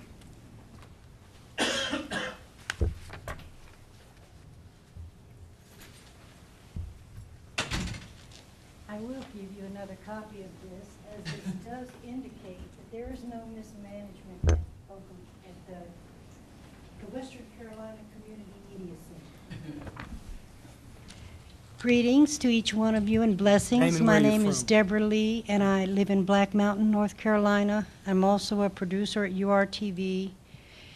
And I wouldn't say that I'm mad, but I am angry as an American that this public access is being, in my humble opinion, murdered, stolen from the American people. It appears that the giant telecommunications corporations I don't know, in some way are working with local communities across this country and shutting down beautifully functioning, fully equipped studios, stations, and because these giant telecommunications corporations want this bandwidth so that they can make yet more money. All my life as I grew up, I was told, I heard that the American airwaves, and even cable is in the American mind, TV, the American airwaves belong to the American people. And all the public access is about it's a great service for every county in America to be able to, the residents of that county, to be able to communicate and interact with neighbors. This is a very important thing. It's also a matter of free speech. It certainly is. It's our only forum for free speech in America, and it's a travesty. And the American people, maybe y'all will, I would just like to know why, you know, this consultant, John Howe, said that the state had thrown public, or PEG under the bus, which is totally not true. It's incorrect. There's more money available now. I would like to know, I feel like this commission is throwing free speech, a vital community service under the bus. And I don't understand why. I just do not understand why. Thank you, Ms. Lee. Next up, yes, sir.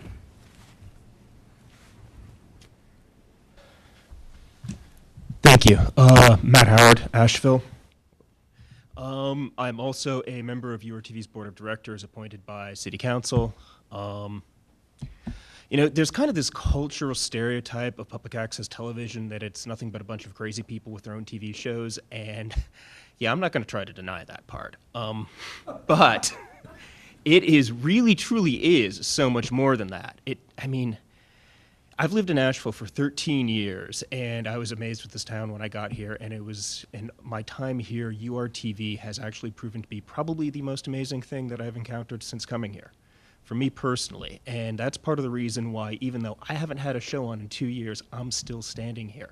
It's part of the reason why our former operations director, Jonathan Zarni, is now working as a volunteer, living off of his savings to try to keep the doors open for a couple more weeks. 4 weeks ago, when I was standing up here, I pointed out that every time this becomes an issue, and every time something happens like this where a bunch of people show up to talk about URTV, new people are here. And I do believe I'm right. I think there's a couple of people that I've seen here that I have not seen before. That should tell you something. I mean, that should give some sort of message. And it really bothers me that URTV has been in this town so misunderstood and so maligned. From things like saying that they're not using the money properly, when, matter of fact, the only reason that they've managed to last this long, outlasted every prediction as to when the doors were closed, was because of the way the funds were used. And, you know, a lot of people have handed it, you probably don't want another copy of the audit, but, you know, I've got one in my hand if you want it. That's been passed down. I mean, there's proof right there. And I don't know what else that I can possibly say that is really going to make a difference, other than to point out that a lot of people have, in fact, said very negative things about URTV. And I just ask you pay very close attention. If, lo and behold, the doors do close, the lights do go out, if the signal goes black, pay attention to who shows up and politely asks you for the keys to whatever's left. Thank you. Thank you, Mr. Howard. Yes, sir, Bob.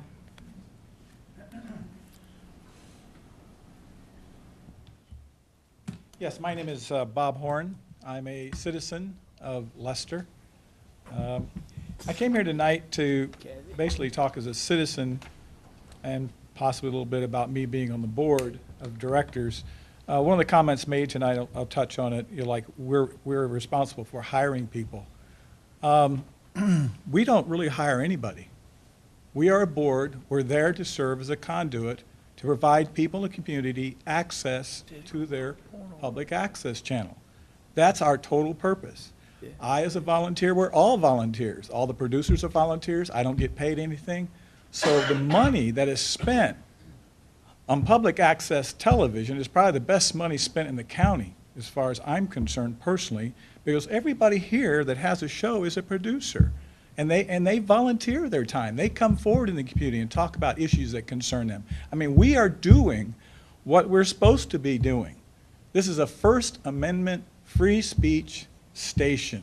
And this is where the citizens can come forward and talk. Like tonight, I only get 3 minutes here, and I'm done. But they come on public access, they can build a whole story, they can back it with facts and those kind of things. But I guess my concern is we lost our station in Florida. It's gone. We lost it in 2007. And we'll never see it again. And I have no doubt in my mind, if this station goes away, it's gone because of the politics. It's politics, because we may say things that may offend somebody or somebody's upset with it, like tonight we had a short exchange. But that's what freedom of speech is about. That's what First Amendment is about. Matter of fact, I think some of the problems in this country, matter of fact, most of them are caused by people not being able to express themselves, to go someplace and complain and talk about whatever. You know, that's what it's about. I mean, if I've got a document here, I'll give you. I've also given a copy to the press where it gives some quotes from history. This is nothing new, what we're dealing with there. This is a constant battle between the governed and the people governing us. And we have to have that ability to speak freely and openly among ourselves, or we don't have a democracy. And matter of fact, what I see a corptocracy. Now, I'm going to be running out of time here shortly. I got 30 seconds. I'm going to be at the CTOA meeting, and I will share with them what's going on here in Pinellas County. And we are going to get a national venue, and we will follow politicians. We will go, like this is a Democratic board, we will go to the Republicans. We will talk to Moffett, I guess that's his name, and he said it figures what's going on here with public access. And I can see why they want to add 2 more commissioners. I mean, as far as I'm concerned, as a citizen, I think it's a great idea. Thank you very Mr. much for your time. Any other public comment tonight? Mr. Rice.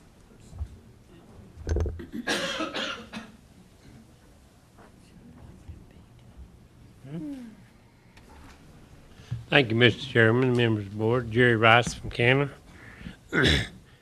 You know, I feel very compassionate to these folks that's come here for 2 or 3 different meetings. They've been a lot of them. They've went through a lot of time to do it, and I think they do deserve an opportunity to be heard and have their venue open.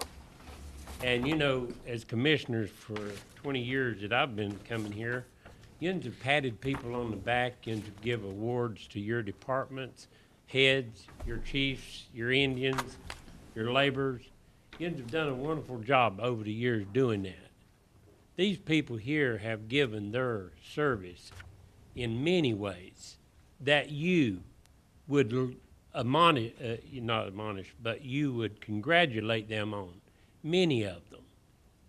But I don't think I've heard anything that is really, truly pointed the finger at URTV folks and said, yous have done a great job.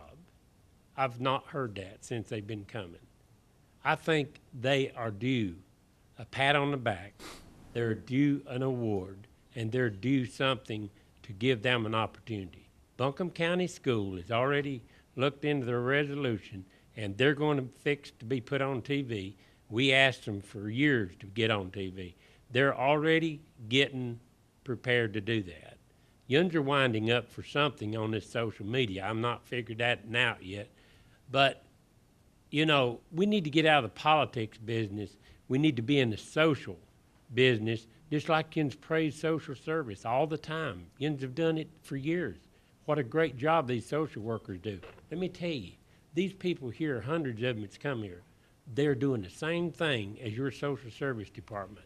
They're filling a need, a void in people's lives that there's no way that you 5 commissioners can fill or 7 commissioners can fill. We need to admonish people that need to be admonished, but we need to award people that need to be awarded. These people is only begging to give you a service that you can't deliver anywhere else. And I'm here to tell you, the 20 years I've done this, I've done it free of charge. And you know what kind of service I do for children in school and in the community. And I keep coming back because I know I make a difference in my community.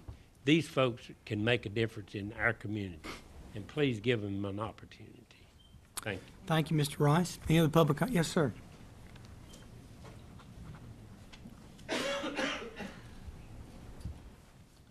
My name is John Blackwell. I've lived in Asheville over 20 years. I want to kind of come back around to what the fellow said that was one of the earlier speakers. He said that he'd like to see it resolved, and he'd like to see could perhaps a new board of directors to sort of a start over situation. All of these people have worked hard. I know that Holly Jones promotes free speech and I suspect that all of you would be behind all of the principles of public access television and all the things that that's about. But I do feel that it is a time for a change, and there are problems, and they do need to be resolved. And I would hate to see us lose our public access. Very much I would love to see us keep our public access, but could we please resolve the problems with the situation there? You've experienced some of the heavy-handed or stiff-arm tactics of some of the board members and stuff, which is what I experienced when I was a member there before they kicked me out. Also, I want you to have a look at, if there's one thing that'll show it, the membership levels. I forget if they were at 300 or 600 or something. The membership levels under the current situation, the number of members has dropped drastically, like down to maybe a quarter of where this regime started, you know, and so there's problems, and please fix them. Thank you very much. Thank you, Mr. Blackwell. Any other public comment? Yes, sir. My name's David Ireland from Asheville. Membership may have gone down, the number of producers, but the first time the producers were there, they didn't put on any programming. What good is it to have 300 producers when they're going to show pictures of a goldfish and a fishbowl for the programming? We may have fewer producers now, but we put on the most programming of any public access station in the state, or any local station, that's for sure, that's funded by PEG money. So I just don't see it. You can have all the members you want, but if they don't do anything, if they just want to carry a card and say, look at me, I'm a producer, but they don't put on programming, it doesn't help. And we do that. Thank you, Mr. Ireland. Any other public comment tonight? No, I'm sorry. We don't. It's public comments. All. Okay. If not, is No other there public, I move we go into closed session. motion to go in closed session by Commissioner Bailey, second by Commissioner Peterson. Any discussion? All those in favor say aye. Aye. Let's take a very short break, just a few minutes. I'm afraid to get up.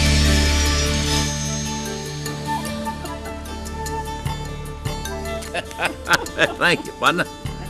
Thank you, thank you, thank you.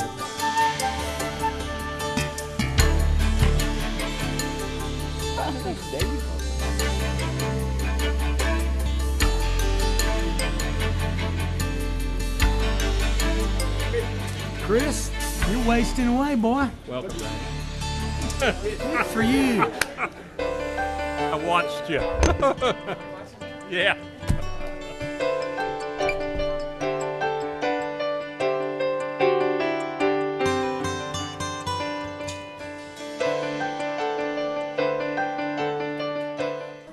Yeah, we just